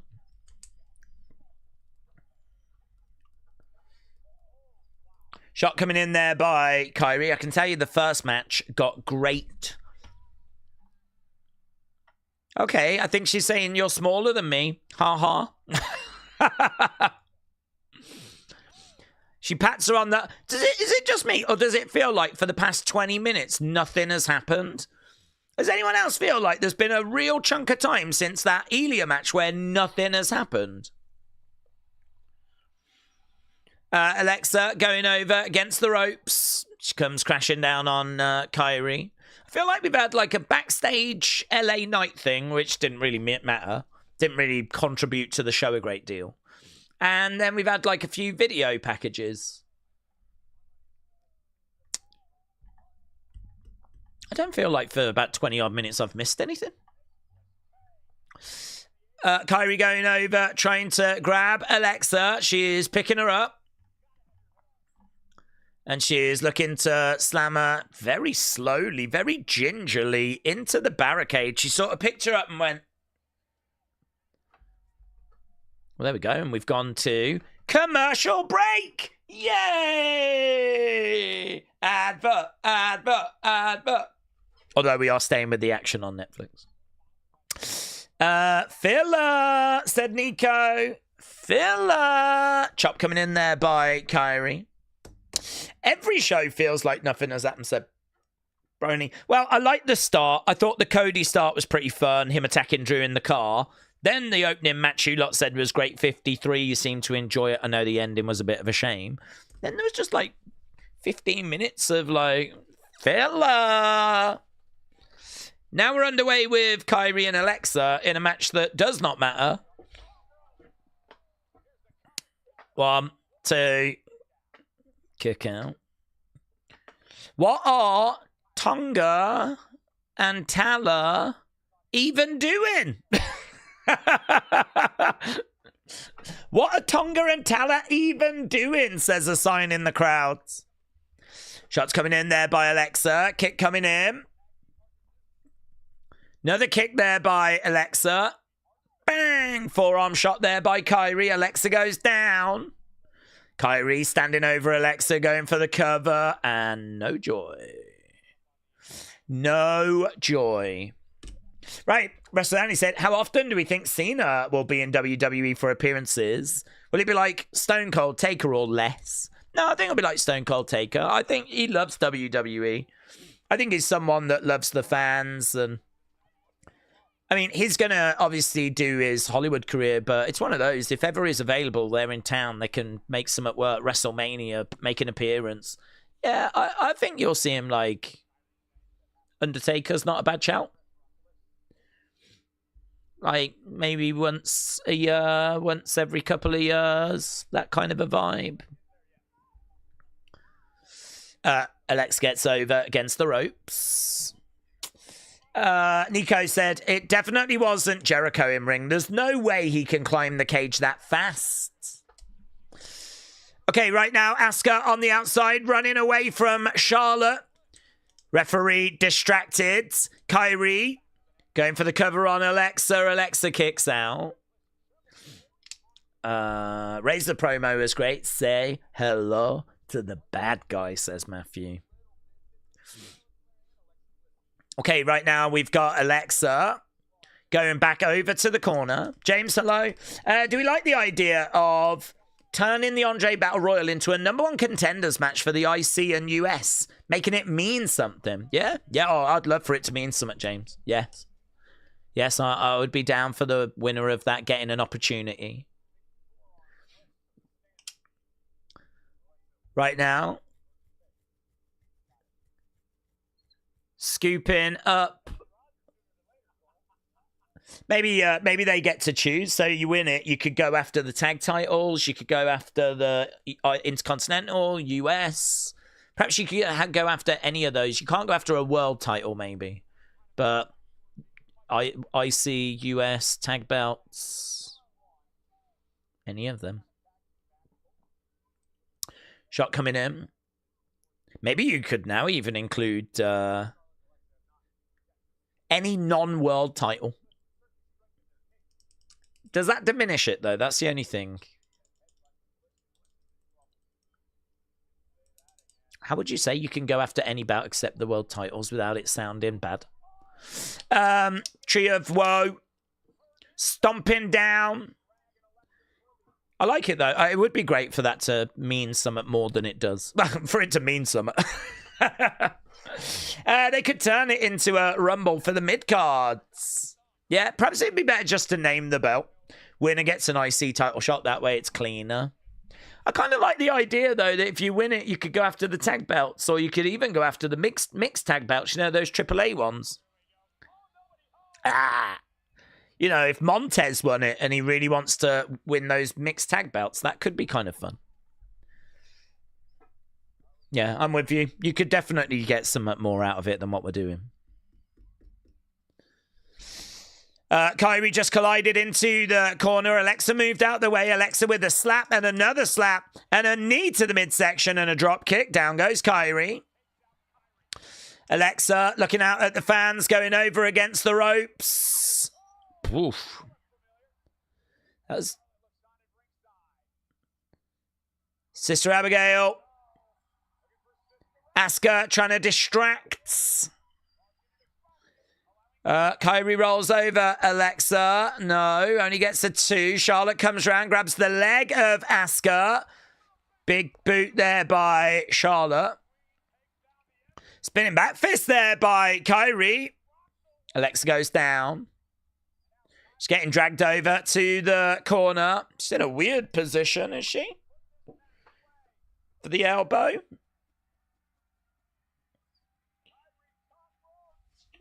Let's have a look.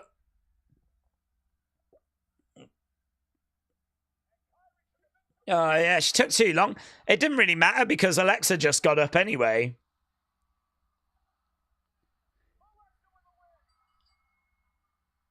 You could have done it. I was just trying to think. Because she had her, like, lying in front of her. Yeah, I mean, you could definitely still deliver the elbow that way, can't you? It's not the way that you would normally do it, though. It didn't matter because Alexa got up anyway and she's got the win, so well done to her. Okay, Charlotte and Alexa. There is Nia and Lash Legend. They've attacked from behind. They're not like most girls. Alexa gets punched in the boob. Jesus Christ. Lash Legend just pumps Alexa right in the boob. Charlotte is up. Bang. Samoa drop. Down she goes. Lash Jax. Nia Legend.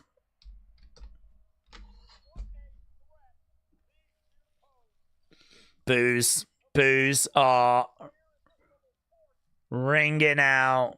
I don't think they're good friends with Kyrie, are they? I don't. Yeah, here's Asuka. Bah! Spinning back fist. Yeah, it's every team for themselves.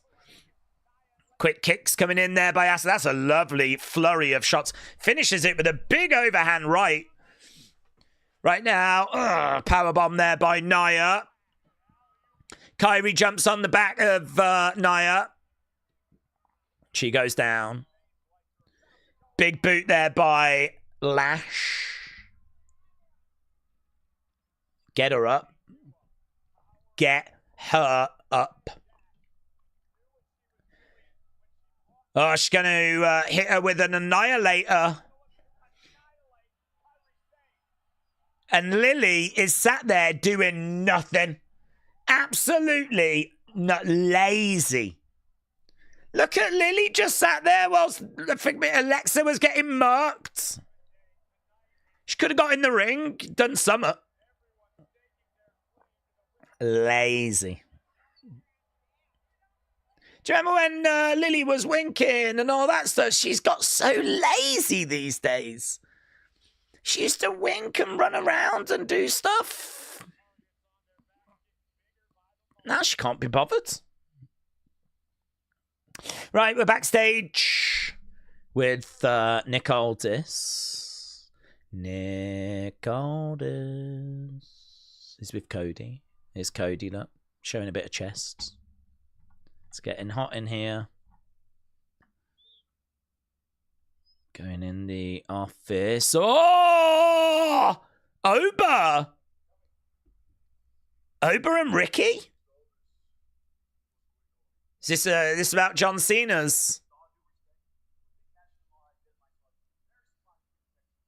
Yeah.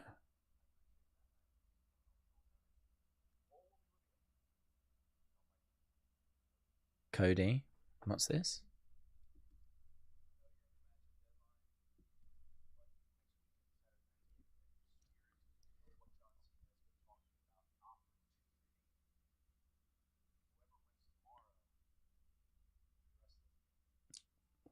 Mate, whoever wins tomorrow will be wrestling Cody Rhodes. I think we're looking at Cody Rhodes against Ricky Saints. I think we are looking at that as a match. I think Oba is someone that you would want to showcase. I mean, it'll be a real shame if Oba doesn't make it onto that show as well, but we know that Ricky and Cody are very good friends.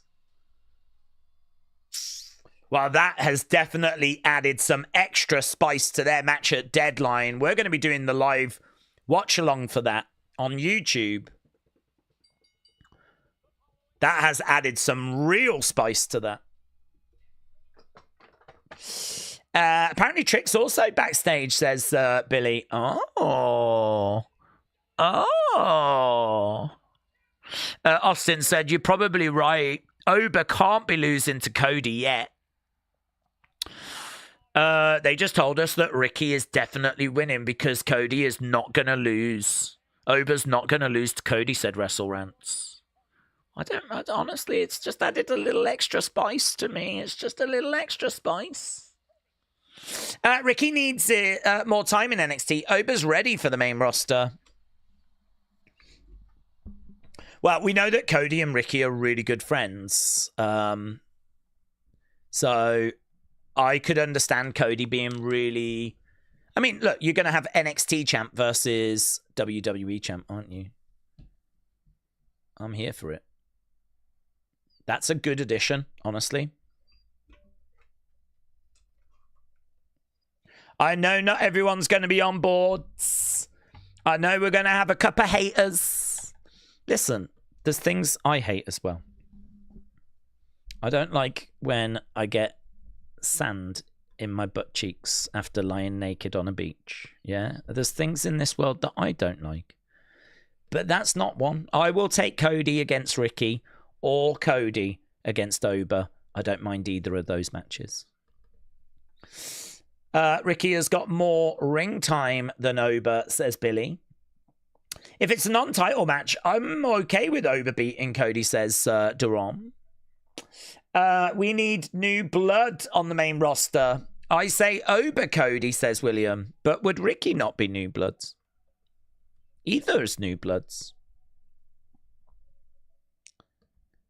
I think Ricky wins. That's my prediction.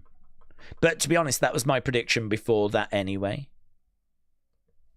I thought that Ricky was going to win because he's not long beaten Oba. I don't think Oba is long for NXT either. I don't know that Oba needs another run with the NXT Championship. So I'm leaning to Ricky. Keep going with his title run. Maybe Oba gets called up at the Rumble. I would not be against that whatsoever. Oba is done with NXT in my mind. Get him on that main roster. Huge John Cena. Saturday Night Main Event news.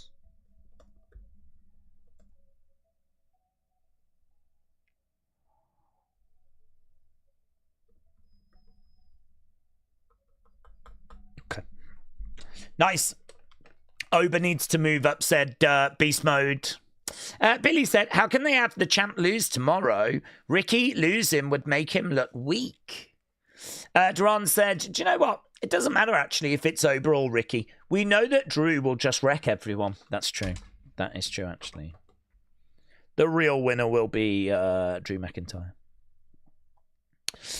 Right, is that Saudi crowd going to even know any of the NXT people? Well, no, but if you call up Oba, he is quite impressive. You know, he's got a presence. And I think what Saudi do appreciate is size. You know, I mean, they wanted the energy of the Ultimate Warrior, the size of Yokozuna. When we did the Greatest Royal Rumble, we had to go and get a legitimate sumo wrestler because we didn't have Yokozuna. He was no longer with us. So I think what we do want is Omos. You know, we want people that are physically impressive, that have a presence, because that's what Saudi Arabia is kind of, you know, most impressed with.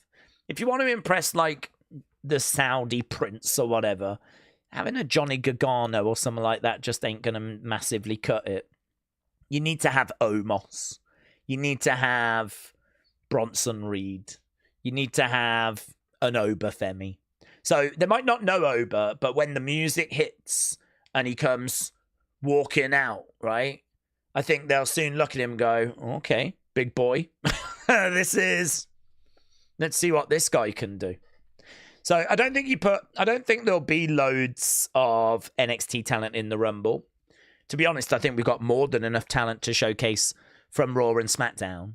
But I think you could get away certainly with an Oba being called up or featuring in the Royal Rumble. Plus, you know, let's not be disrespectful. Saudi, we've been going there since 2018. That means that there is a fan base there that is knowledgeable. I mean, they get involved in all the chants and they know the stories and whatever. So, I mean, the shows are shown over there and there is a fan base that's established over there because we've been going consistently every year for the past 7 years. So there'll be some over there that do know as well. Okay, here we've got Lash and Nia. We're dangerous. Kabuki Warriors got what they deserved.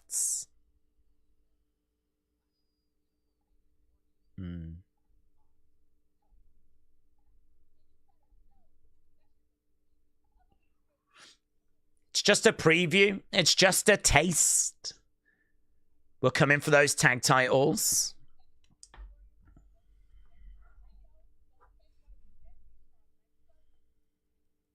What's that? We were doing that for a little bit. Okay, Alba Fire is in the ring. We've got Chelsea out there with her, of course. She's going to be taking on Jade.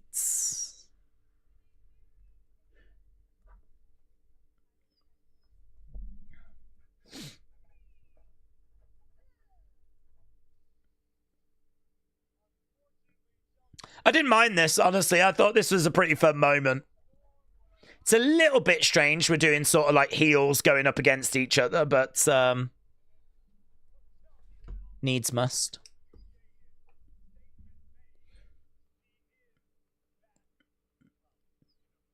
Chelsea's reaction to the pyro going off after that was very good. Chelsea on the edge of the ring. So Jade is in the ring. Alba Fire is out there as well. We're going to be underway with match number 3. And that's a hell of a get-up, isn't it, that Jade is wearing. Okay, Alba going over against the ropes. Charging in. Lash is pretty good on the mic, said Dominic. Lash and Nia are going to hold the titles for a while if they win, said Wrestle Rants. Aubrey said, did Daze just say we want Omos? I think Omos, I expect him to be in the Rumble, to be honest. We haven't seen him in quite a while. I think because of his size, that's something that I've got to think Triple H would think about as a little surprise. I think it'd get a good reaction in Saudi. Oh, there's Kiana. Hi. Where's Julia? There's Julia. Julia looks great. There's Julia. Julia stepping up to Chelsea. This is great. So we've got heels fighting in the ring. Now we've got heels fighting each other on the outside. Who needs baby faces? Baby faces are overrated. Alba screaming out. Right now, Jade on her feet. Kind of like what Jade's wearing. It looks...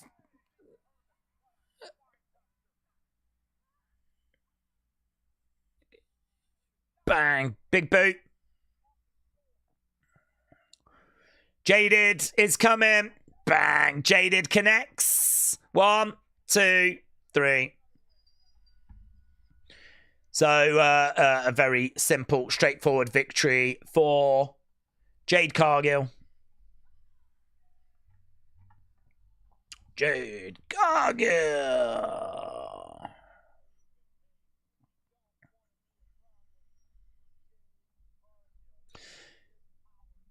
Okay, very short match there. I don't even know if we need to do a poll for it, but we will. Heels everywhere in the women's division. Okay, Jade is in the ring holding up that championship. Chelsea gets chased to the back by Julia.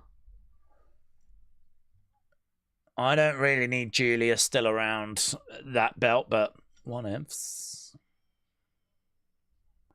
Okay, we got Fraxium backstage.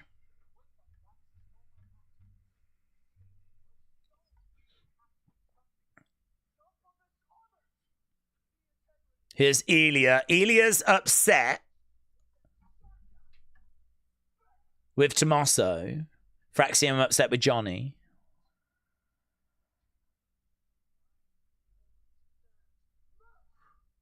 He wants the match. Next week. Next week.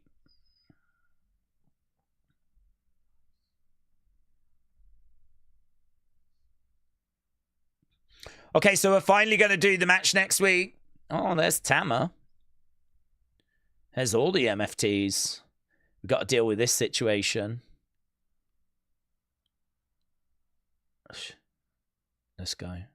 Okay, I think we're going to be doing the solo MFT thing now with the Wyatts. Okay.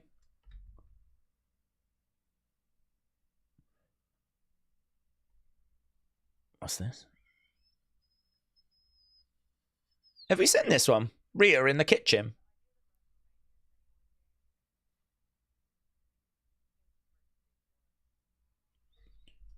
Rhea in a restaurant. She was just in a kitchen area.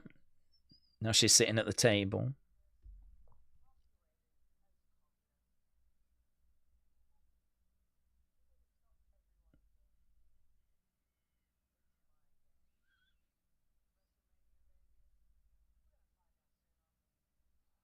It's not everyone's game. It's my game. So there we go. I don't think I've seen that Rhea one before. So a Rhea WrestleMania advert as we go to commercial break. Right. Daze, how do we build up Solo's aura? Well, we just need to give him wins, give him momentum, give him some interesting creative, have him come down, murking a few people, call in the shots, having people listen to him. I mean, that kind of stuff, really. I tell you what's going to be tricky. It's going to be really tricky in regards to how you book this Wyatt 6 MFTs matchup. The reason why I say that is because I feel like both groups need the win here. I mean, you can't really have the Wyatt 6 losing to the MFTs. But equally, you're right. If we want to build up the aura of the MFTs, if we want this group to be a threat in 2026, can you have them? You can't have them running scared of the Wyatt 6. They're going to have to stand up to the Wyatt 6. And I don't know that it's going to be a good look if they come out second best in this feud. I would imagine, if I had to bet my life on summer, that the Wyatt 6 will get the better of the feuds.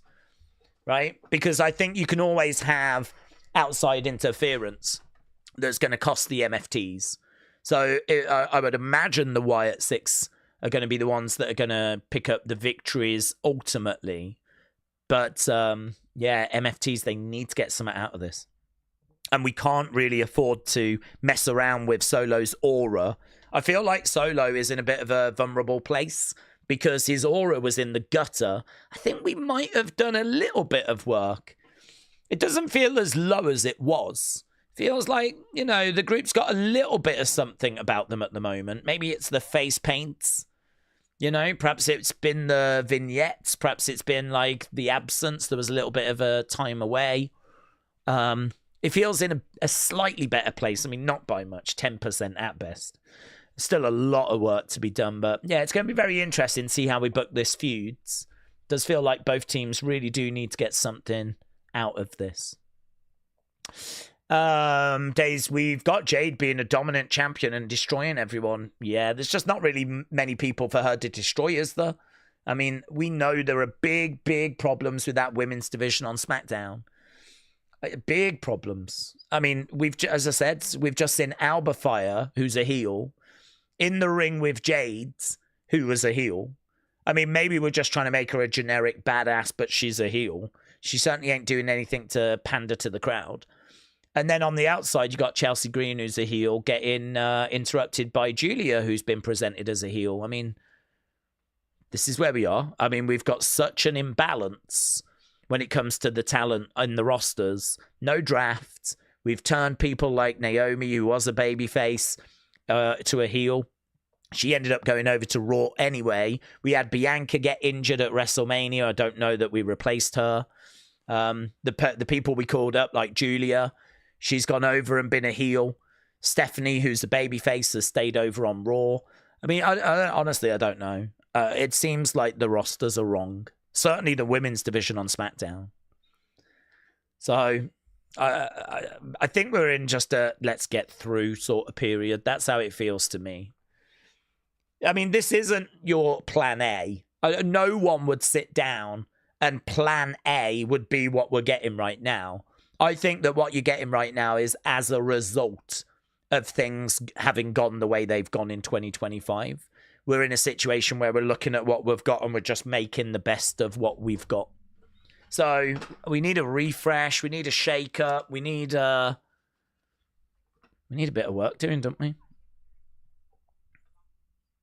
Okay, we got B-Fab backstage with Jades. Mad Dog said, why isn't Alexa in the new WrestleMania advert? Don't know, to be honest. I don't know if they view her as a big single star. If you think about like the big WrestleMania singles matches that she's had, she's probably lacking in comparison to a Rhea and a Becky and a Charlotte. So it's probably not a great sign that they've got major plans for her as a solo star. But, I think she's going to be going into the Wyatt 6. Maybe the plan is that we do that around that time. I do think we could end up getting an Alexa Charlotte feuds, whether that's at WrestleMania or before. I mean, I would think WrestleMania personally. I would think Charlotte Alexa in a singles match at WrestleMania would make sense, but yeah, I can understand those that feel that it's a bit disrespectful that she's not part of it. I think anyone that misses out, it's going to feel like it's a disrespect. To me, I just look at it as an advert that I don't give a flip about. That's how I view it. It's an advert to promote some WrestleMania tickets. Here's Solo. I think Bianca's going to win the Rumble, and I think she chooses Jade for WrestleMania, says Billy. That's a good shout, to be honest. I could see that. Okay, MFTs are making their way down to the ring. So we should be getting a glimpse of the Wyatt 6. We've got about 40 minutes left to go. Restaurant said Meechin has got to be the last jobber match for Jade. She's run through Split Charlotte, Lexi already, so we can just get moving, said WrestleRants. For me, last chance saloon for these two factions. But let's have a drawn-out feud with singles matches, tag matches, stipulation, everything lead into Howdy Solo months and months down the line, said Undercover Manager. Tonga Loa for US champ, said Alex. Kader said Tonga Loa is better than Cody. Okay, in the ring, we've got Solo. I think we're going to get some on screen from the Wyatts here. I'm thinking like an interesting promo. That's what I'm after.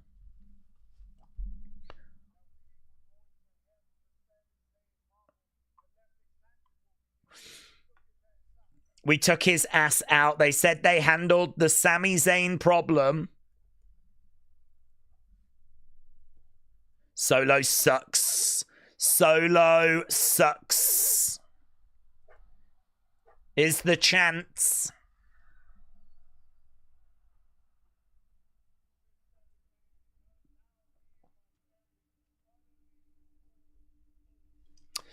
Me and my family can finally move forward now. Which brings me to the Wyatt 6. Here we go. Uncle Howdy. Yeah.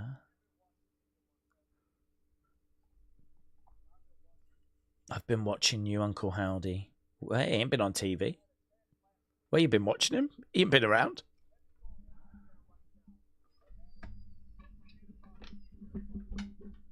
The name is Solo Sikoa. This is my ring. This is my show. And this is my family. This is my family tree. Fireflies are out.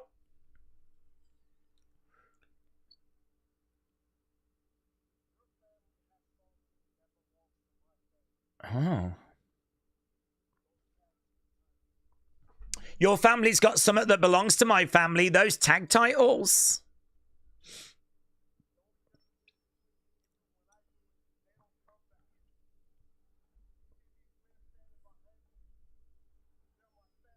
These men behind me are my family. They're going to hurt you.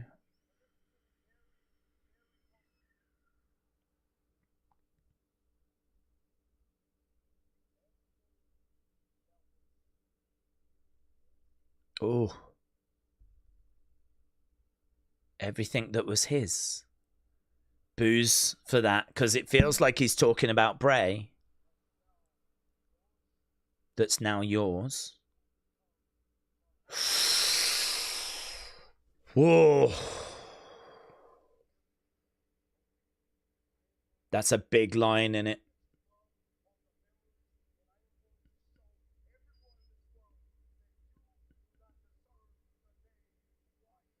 Oh. He doesn't have the name Wyatt.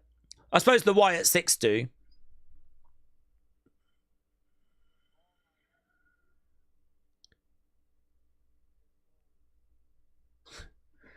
All I have to do is leave. I'm waiting to hear from the Wyatt Six. I mean, are they not going to respond?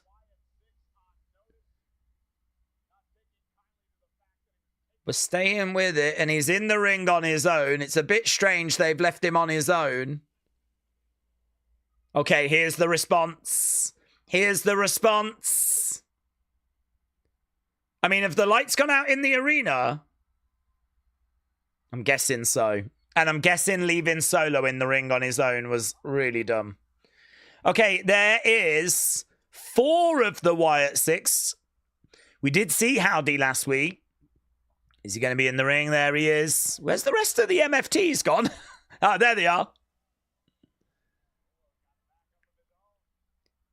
Okay, we got the Fireflies out. I think he looks good there, you know. I like the hair. I think Howdy looks quite good. Shots coming in there by Howdy. Now we got the rest of the Wyatt Six coming in. We got a big brawl. Big brawl. Howdy on the outside with Solo. Look at Nikki in there. Gacy in the back. Tala's a problem. Tala's a problem, but Rowan's a problem as well. Tala has got Loomis. Gacy, it's going to leave Tala and Rowan. It's going to leave the big boys. The monsters. Yeah, man. Look at this. Look at this. Look at this. The two giants squaring up to each other. Let's go. I'm right here, says Tala. Oh, do you know what? I thought the lights were going to go out or something, but they're actually giving us a bit of Tala and a bit of Rowan. Oh, off that middle rope. That looked great. MFTs to the outside. Regroup him. Wyatt Six in the ring. There we go. There we go. Okay, yeah, I'll take this. I'll take this.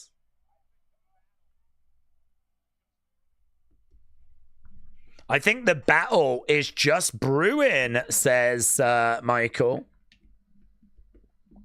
Some nice lines in there from Howdy. I really like that line about, you know, everything that's his, that's now yours.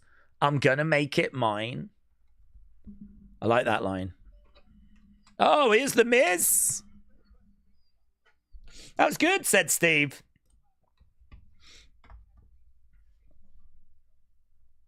I should be the main focus of the show, says the Miz.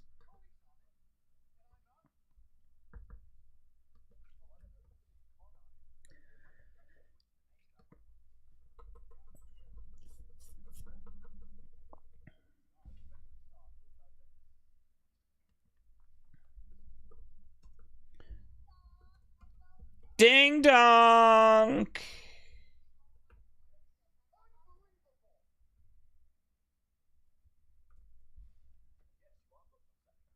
Okay, Bailey's going to be on Saturday night's main event.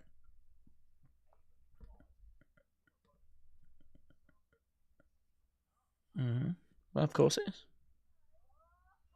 Sol Ruka. It's going to be Bailey Sol Ruka.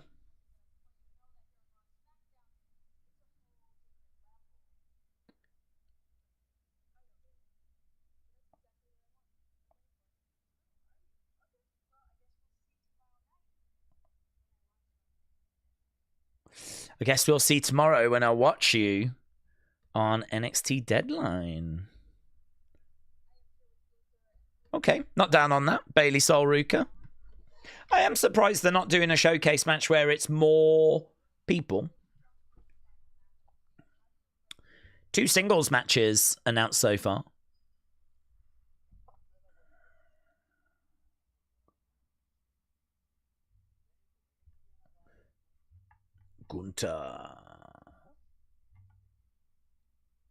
Gunther translates to victory.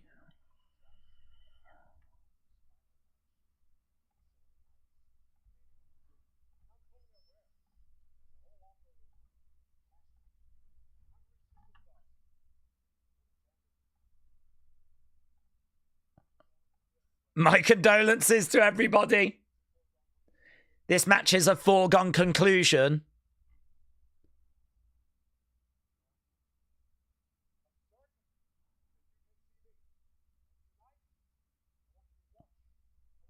Watch, John. Pay attention.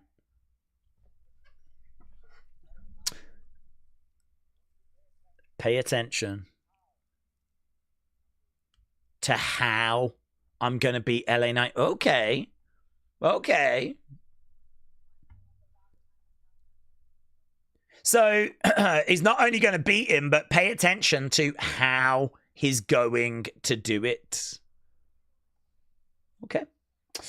Well, I didn't mind that segment, honestly. Wyatt 6 MFTs. I thought there were some good lines that we got out of Solo there. So, yeah, I'm honestly not down on the promo, beat down.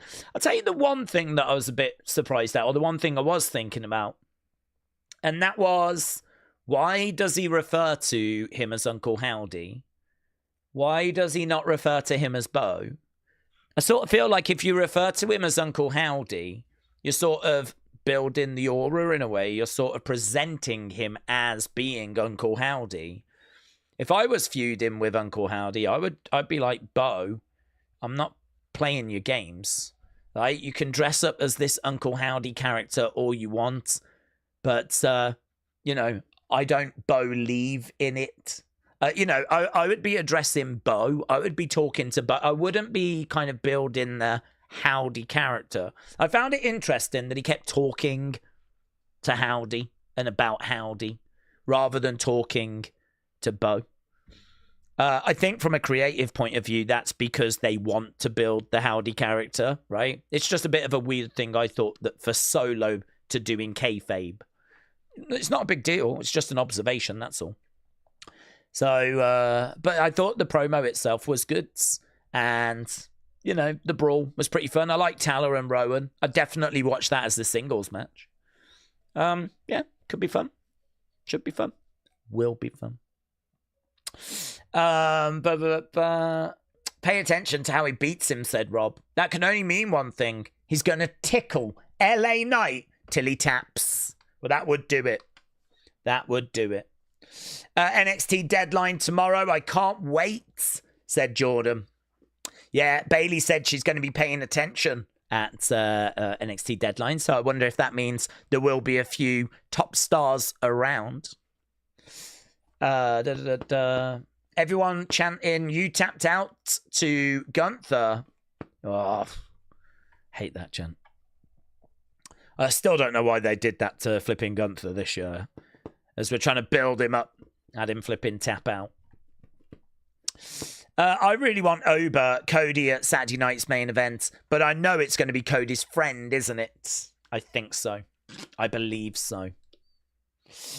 It won't happen, but it would be cool if either Gunther or LA Knight win. Cena comes out. They have a little moment before the match next week, says Brony. Mayor Pete said the promo was better than expected. I really like Solo's work these days. Fat Volta had way more aura than Fit Gunther. Wow, James. I didn't realize that you thought Gunther was fit, but fair play. This one is an attractive guy. He is married. So, you know, he did get married to Ginny, but yeah, this one is a cutie pie. No two ways about that. Music said Julia needs to take down Jades. And Taker1990 said, Daze, is there any word on NXT PLEs staying on Peacock after Deadline? No word on that, to be honest. I mean, I believe that the archive library comes off at the end of the year. And obviously they've lost the PLEs. So I don't know that the Peacock deal is going to get extended into 2026. We obviously was able to get the PLEs off earlier than expected because we've done some extra ones this year and some of them had 2 days. And so they actually count as 2 PLEs. WrestleMania is 2 days. And the way they do it is they do it by shows. So WrestleMania being 2 days, 2 shows, that counts as 2 in the agreement. So it meant they could get out of the deal earlier and they could go to ESPN. So I don't know what that means for the NXT PLEs. I mean, it feels to me like WWE are saying goodbye to Peacock soon. I'd imagine that means the NXT PLEs are going to be doing the same as well. But that might mean that they are heading to ESPN maybe. Or, I don't know, YouTube, Netflix. Not sure. It's an interesting question right now. Do we expect the NXT stars getting called up after the main events? Maybe use it as a chance to build the NXT brand. I think the NXT stars, some could get called up around like Royal Rumble. It would be nice to get a draft in. If we do get a draft in, then NXT stars can come up as part of that.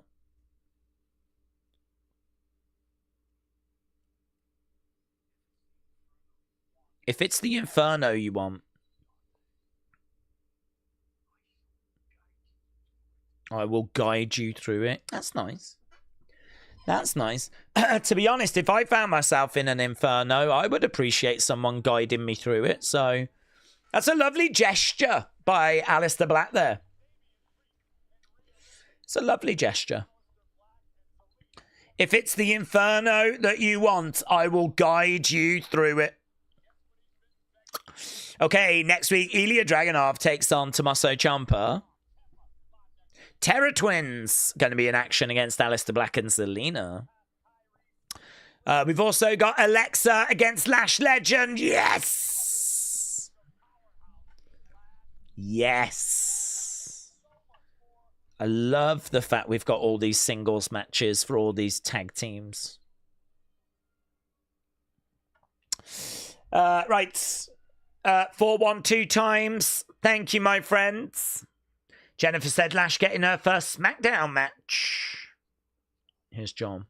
Another little John sit down. Good promo. I like that Alistair's getting more TV time. It's just a bit too bad that they're going to get murked by the Terror Twins.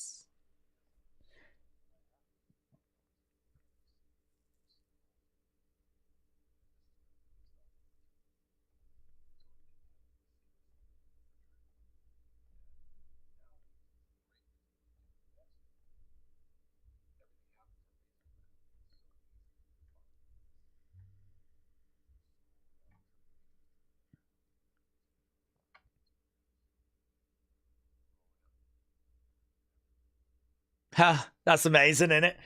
That's amazing. The school that Triple H was trained at was about 25 minutes from my house, and I never even knew it was there because of the secrecy of wrestling. That's amazing. I want to see that flipping interview. That's an amazing fact. Triple H was trained at school just 25 minutes from where John lived. And John had no idea. Okay. LA Knight against Gunther. Here we go.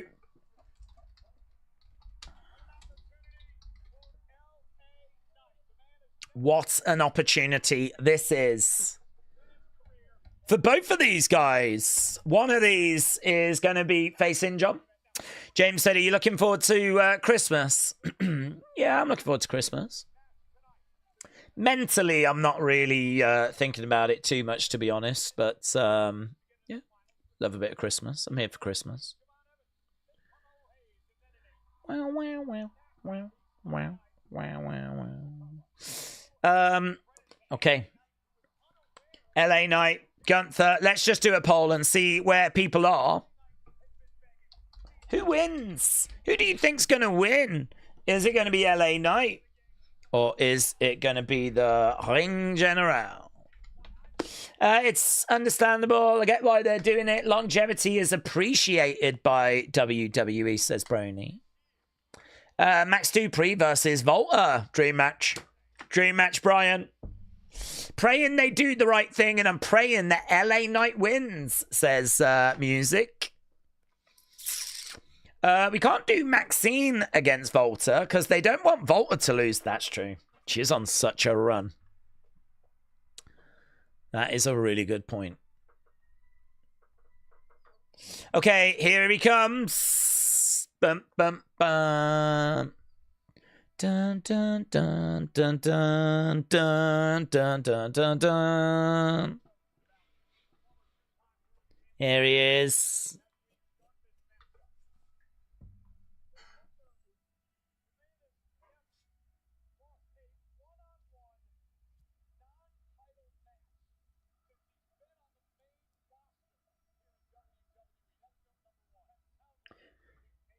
That does sound made up, but that's amazing. Gunther has never lost a one-on-one match on the main roster that's not for a belt. The only one-on-one matches he's lost on the main roster have been championship matches.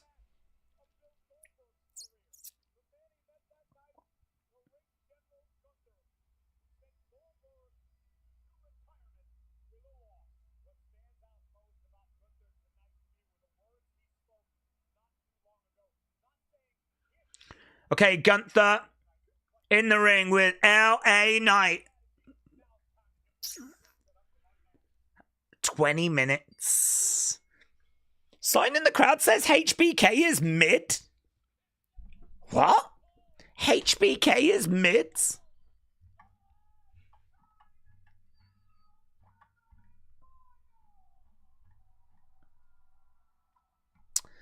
Gunther is probably going to retire AJ Styles next year and eventually Jericho. Gunther is a retirement specialist.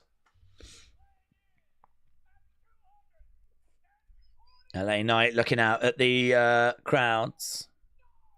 Gunther made it sound like he will squash Knight, says Music. HBK being mid is a wild take, says Brian.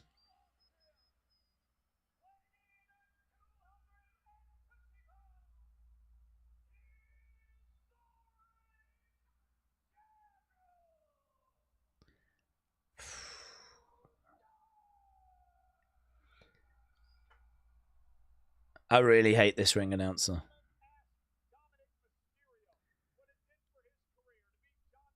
He feels like he's having to strain his voice so much because he doesn't have that natural tone.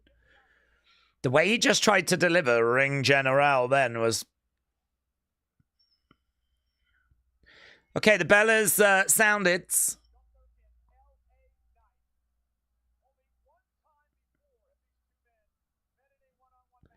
Okay, Gunther in there with LA Knight. Here we go. The last time is now. LA Knight chants ringing around the arena. I wonder how they're going to book this one. Wow. I got to tell you, mate, I am shocked at the poll. I am shocked.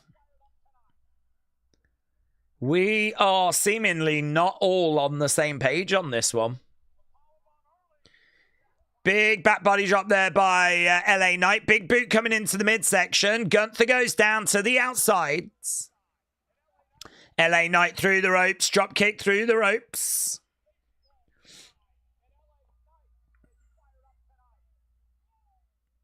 Yeah.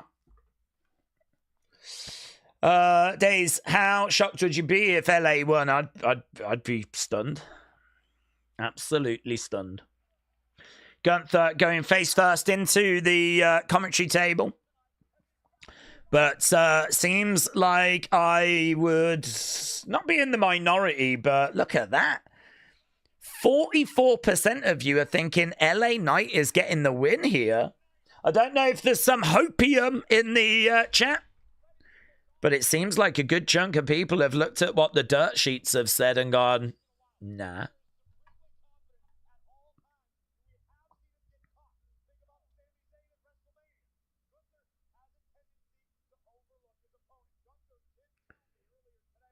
Gunther with a uppercut there to LA Knight. LA Knight goes back into the corner. Big fight feel. Gunther fears Volta sign, says James. Maybe they pivot, because if Gunther's got nothing coming out with the ring announcer, they want Knight, said Shepav. Another big shot coming in. Trini said there's a lot of delusion in the community tonight. Big Time said, Daze, I've watched Raw, Smackdown. There's just a completely different feel with pace and structure. Smackdown, it feels different, like things are happening in between the matches. With Raw, it's more just match after match, says Big Time. Gunther in control. Gunther showers in his bathing suit, says Corey. What do we think about Cena's last match tournament? Is it title contender match? What do we think about Cena last match tournament? I don't know what you mean, Leland. This is the Cena last time. There's no title on the line here. The prize is who is going to be John's final opponent. Oof. Net breaker there by LA Knight. 1, 2. We are at commercial break at the moment. When we come back, we'll have about 14 minutes. Gunther slamming down LA Knight.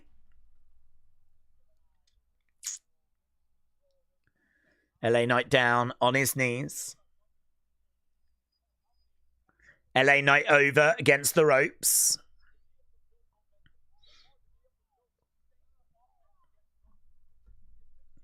Daze, have you noticed Aldis comes off as more chilled? Hardly does impromptu matches, but Pierce comes off as quite obnoxious, says Big Time. I just think you got two different writing teams, haven't you? I mean, you do have Triple H kind of overseeing them, but they're two different creative teams as far as I know. So it doesn't surprise me that they're going to feel a little different. Clothesline there by LA Knight. Is it possible that Gunther could be a favorite to win the Rumble if he retires Cena? Well, he isn't the favorite, but, you know, if he goes into the Rumble, he will be a favorite. I think the only way you have him not win is if someone takes him out, maybe illegally, and that sets up the WrestleMania feuds. I mean, I wouldn't be shocked, for example, if Brock eliminates Gunther, or Gunther eliminates Brock. Brock gets back in, eliminates Gunther. Gunther doesn't win the Rumble, but it sets up Gunther-Brock. Big knee coming in there by Gunther. Brony said, I swear to God, if Bron Breakker wins the Rumble, things will be said in this chat that should not be said. AEW is good. Right now we got Gunther on his feet. He gets tripped over, taken down. LA Knight against the ropes. Elbow drop. Pierce is like a father figure, and his kids are driving him to drink said music. Gunther going over. Tournament needed to be like a month or two. That way you could build it up with promos and stuff. And also, we could have really benefited by not having it spoiled as to who was going to be John's last opponent. I feel like we've sort of known who it was meant to be since just after Mania. And so, you know, we've watched the whole tournament in very little doubt as to who's winning. Here we are with the person we think is going to win in the final. And for me, that does and has kind of taken away from the actual tournament itself, you know, the allure of the tournament, the drama of the tournament. Big chop there by Gunther. LA Knight goes down. Gunther gesturing to the crowds. Can we believe that Steve Austin has retired at the age Gunther is now, said Russell? Really? That's fun. That's a fun fact, Andy. Hope you're well, but here we go. Working on the arm. Gunther, big chop. We know that Bret Hart doesn't like those chops, and he's even spoke to Gunther about it, and it seems like Gunther's gone, yeah, sure thing, old man. I'll stop doing them. When I retire. Okay, Gunther in the corner, chest first, net breaker, boom! Down he goes. LA Knight on his feet. LA Knight with a kick to the midsection. Gunther picking up LA Knight. Back elbows there by LA Knight. Another elbow. Round the back. Gunther on the ropes. Rolled up 1, 2. Kick out by Gunther. Imagine if there's a botch. Imagine if he doesn't kick out in time. What the flip would we do? We'd have to, the ref would have to flip in swipe, wouldn't he? I'd have him count it. I'd hate the swiping. I'm passionately against it. Ah, Gunther planted. He's got him on the shoulders. Burning hammer. Burning hammer by LA Knight. We saw that work for LA Knight in the last round. And he goes for the cover. Kick out there by... Are we going to commercial break again? Shut up. Another commercial break. Jesus Christ.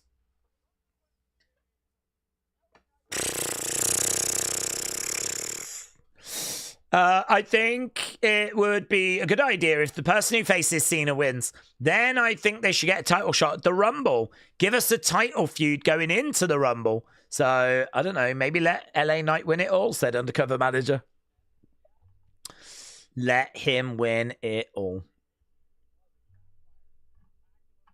Right now we got Gunther down. LA Knight over against the ropes. Got 1 minute 40 odd till we're back. How long we got? 10 minutes left. Got a lot of love for Bret, but maybe if he had laid some Gunther chops into Goldberg, he'd have been brave enough to let a wild kick. He'd not have been brave enough to let a wild kick fly, says Trini. Trini, I hope you're doing well, bud.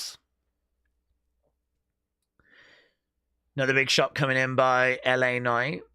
Big Time said, whoever it is that's right in SmackDown, it is more to my taste. I am enjoying the brand more than Raw since it went back to 2 hours. But that changes next month, said Big Time. Yeah, I was about to say that. I'm glad you're enjoying the 2-hour SmackDown. It ends soon. We're going to 3 hours where it absolutely, unquestionably is going to dilute the quality of the show.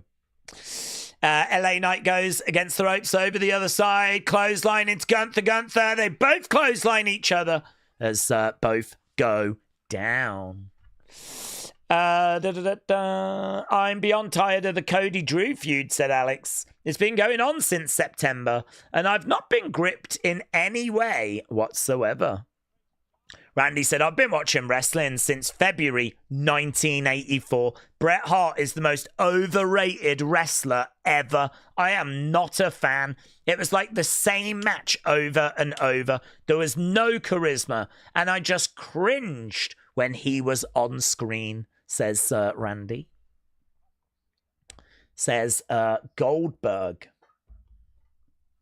Right now, we got shot coming in by LA Knight. Both of these guys down on their knees, trying to get back up to their feet. Another big blow coming in there by LA Knight. Are you watching the AAA show, the Wyatt's run? I think so. Yeah, that weekend has got Joshua, Jake Paul. It's obviously got SmackDown on the Friday. But I think on the Saturday, the 20th, it is only the AAA show. So I believe we are. Okay, right now, LA Knight goes back over in the corner, charging in, charging over, collides into Gunther. I think if LA Knight wins, Daze, you should lose the beanie for a few streams and prove that you are not bald, says Freds. Well, I'm not expecting that to be an issue, to be honest. I'm expecting Gunther to get the dub. I'm shocked by 44% of you thinking it's LA Knight, but I respect it. I respect it. LA Knight going over to the corner, climbing up. Top rope. Gunther moves out the way. Drop kick there by Gunther. LA Knight goes in the corner. Gunther looking to pick up LA Knight. LA Knight lands on his feet. DDT. Right now we've got LA Knight in the corner. He's climbing up. Crowd are chanting for LA Knight. He looks out. LA Knight. Yeah. Elbow connects. Going for the cover. 1, 2. Kick out by Gunther. Kick out by Gunther. Nico said, I think it's a mixture of who people want to win and who they think will win. Oh, yeah, listen. You answer it however you want. It's interesting. I thought we would do that poll and it would be like 90% Gunther's winning this. So I was just shocked. But yeah, you could be right. Could be a mixture of people saying, well, yeah, I know Gunther's winning it, but I hope it's LA Knight. LA Knight is behind Gunther. 5 minutes left. Looking for a German there. LA Knight gets dumped on his head. LA Knight down. Oh, I just saw the back of LA Knight's boots. Never noticed that. It's got like LA Knight written all down the back of his boots. Looks good. Just as he rolled over then, I was like, oh, that's nice. Right now is being picked up. Short arm clothesline there by the Ring General. Tiffany taking this break from TV is rumoured until the Rumble, and that's great for her. A much-needed reset, says Big Time. LA Knight coming over, big right hand. Gunther rocked. Gunther on the top. Goldust's on his feet. Goldust in the crowd, on his feet. LA Knight with a big shot. Another big blow coming in. Ronnie said, a bunch of 40-year-olds. WWE needs to create new young stars, not the old-timers. Here we go. Looking for a superplex. LA Knight goes down. Gunther. Looking for that splash. Connects. Gunther with a big splash. LA Knight down. Gunther going over the other sides. The Ring General. God, how does he do those splashes so badly? 1, 2. LA Knight kicks out. Have you ever seen anyone jump off the top quite as awkward as Gunther? 1, 2. Kick out by LA Knight.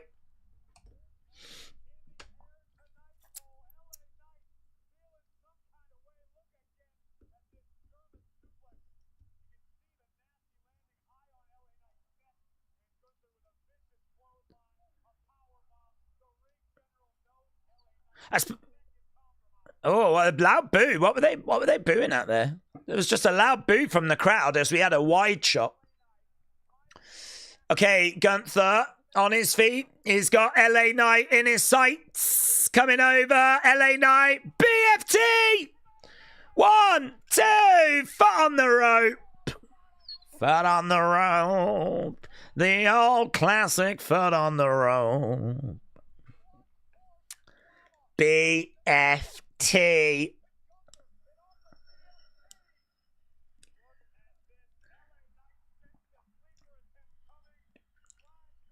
It's a nice spot, that.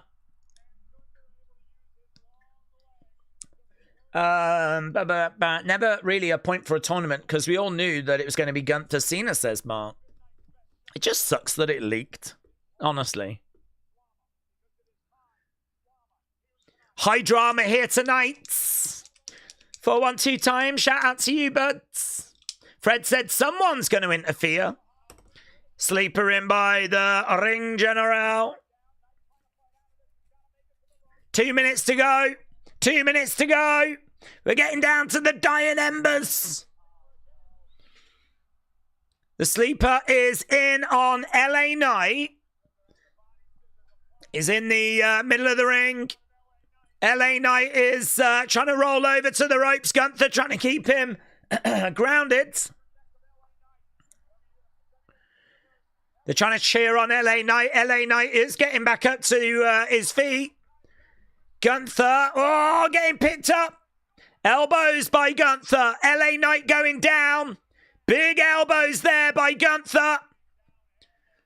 Boos by the crowd as LA Knight is down. Gunther trying to keep him grounded.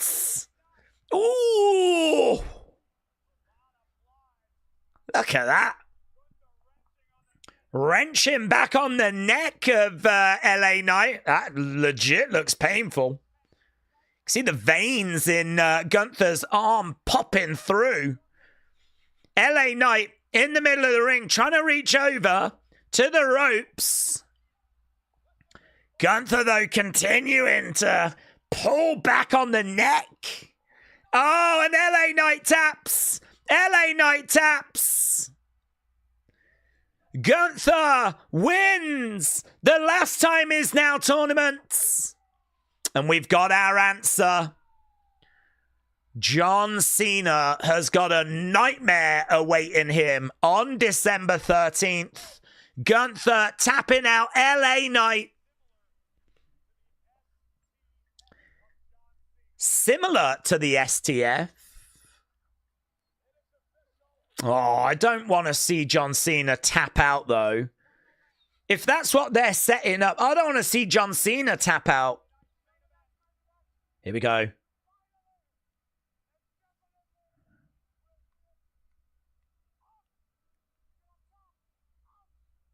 You're going to tap out, Gunther says to John. Wow.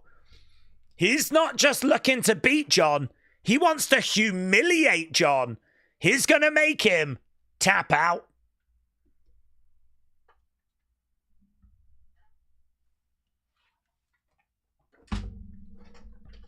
That's interesting.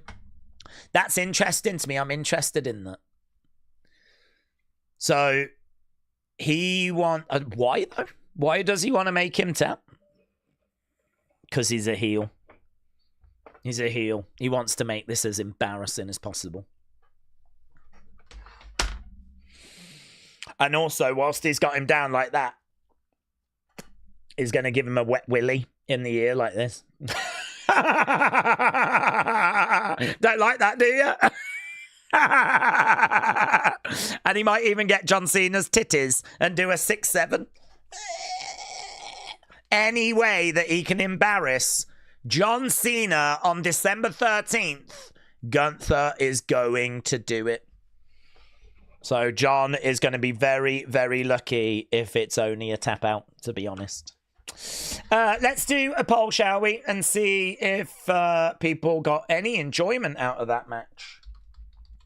Or if our community is drowning in a sea of tears right now. A sea of tears. They're just wasting Cena's last match, says Willow. Did the masked man get revealed? Yes. Yes. It was Vince McMahon. Gunther was the right man to win since Ober wasn't in the tournament. David said, I can't see Cena winning. No, but are they really going to have him tap? Are they going to have him tippy tap? Is he going to tap out in his last match to Gunther? I honestly don't get the hype for Gunther, said Truth Teller. He's extremely one-dimensional. Mid on the mic, lackluster in the ring, said Truth Teller. Bishop said, if you think about the people who catches Cena's towel, hat, or shirt on December 13th, yeah, what a prize. What a prize. Can you imagine if Gunther does beat Cena and Cena leaves his shoes in the ring afterwards and then Bronson Reed takes them, said Daryl.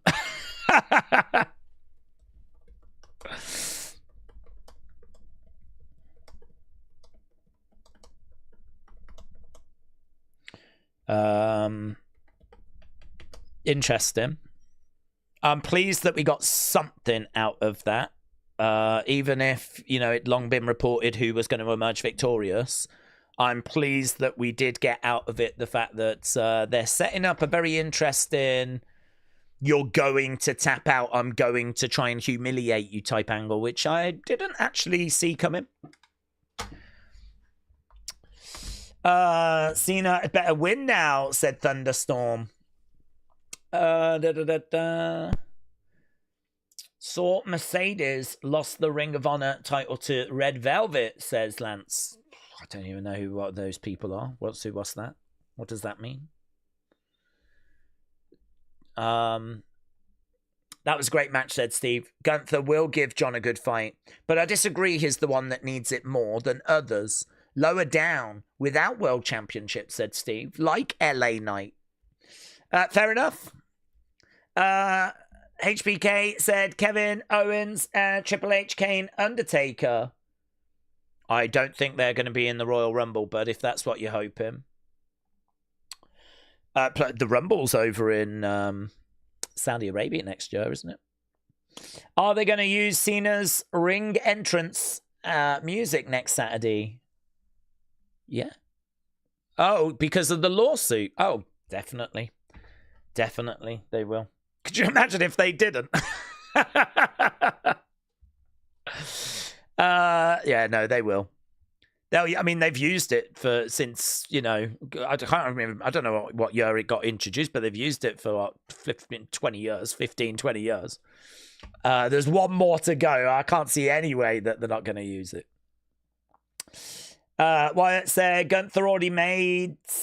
Cena said no one pick when clearly a pick by Triple H. He didn't need it. It sucks. We're just using the same MFers, says Wyatt661.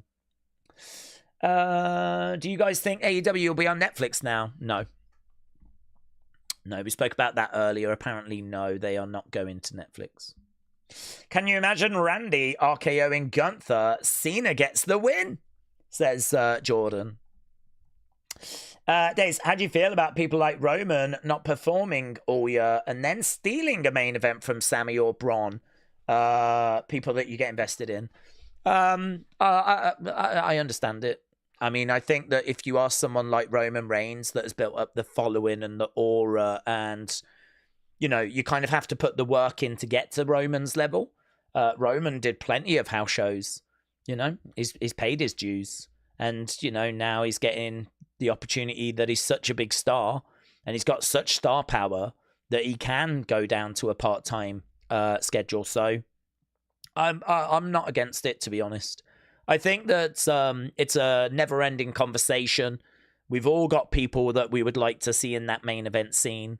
I think with 2 world titles, it should allow for opportunity for those that do put the work in on a more regular basis these days, like a Sami Zayn, like a Finn Balor, you know, like a Bron Breakker. It should allow them to get to a world title, but equally it should allow a Roman or a Rock or someone like that to still pop in and get a shot at a title as well. I mean, look, if The Rock wants a shot at the world title, WWE Championship, who's going to stop that? I mean, it's going to bring so many eyeballs.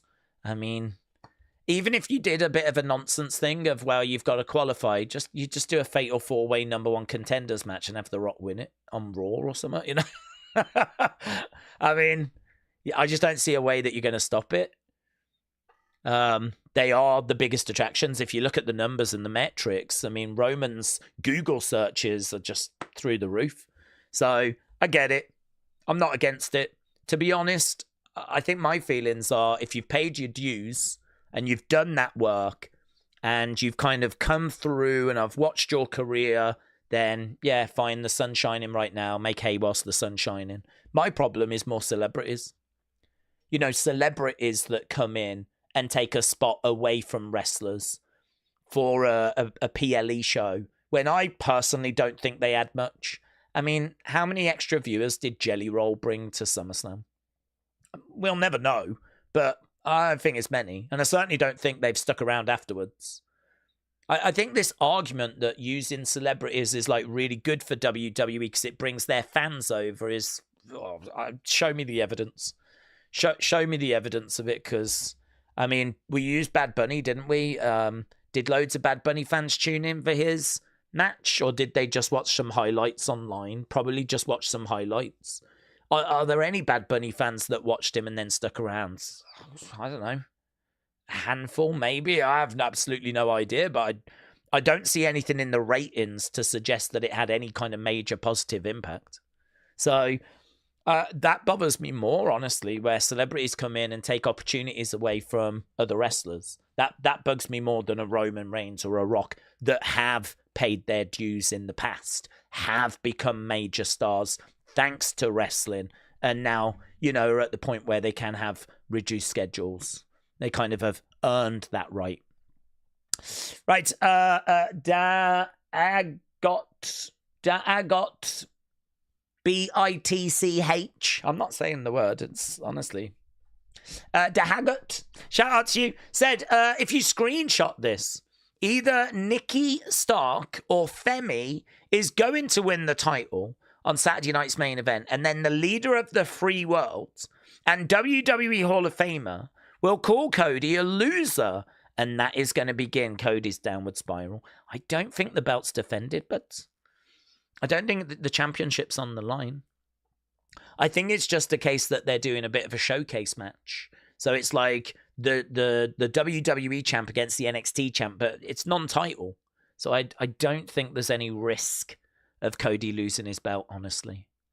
But, you know, listen, I'll screenshot it still because you asked me to, and I really appreciate the support. So I'll do that now. Hang on. There, I've screenshotted it. So I've done as requested, but I don't think the belt's on the line. Honestly, I think it is just a showcase match. But maybe that does result somehow in Cody crashing out. You know, if FIFA Peace Prize winner Donald Trump was to call Cody Rhodes a loser, then yeah, that probably would result in a crash out. Right, we're done. Let's end this because I need to go and do the breakdown video. Let's do Gunther versus LA Knight. Yeah! 32, 2011. So that was great 48. Awesome. Right, we're back in a moment for, well, we should be now, actually. We're back now for our breakdown video, and we'll also back tomorrow for NXT Deadline. So if you are around and you swing by, say hello. It should be good. Looking forward to it. If not, I'll see you Monday, but I'm back in a moment for the breakdown. Thanks so much.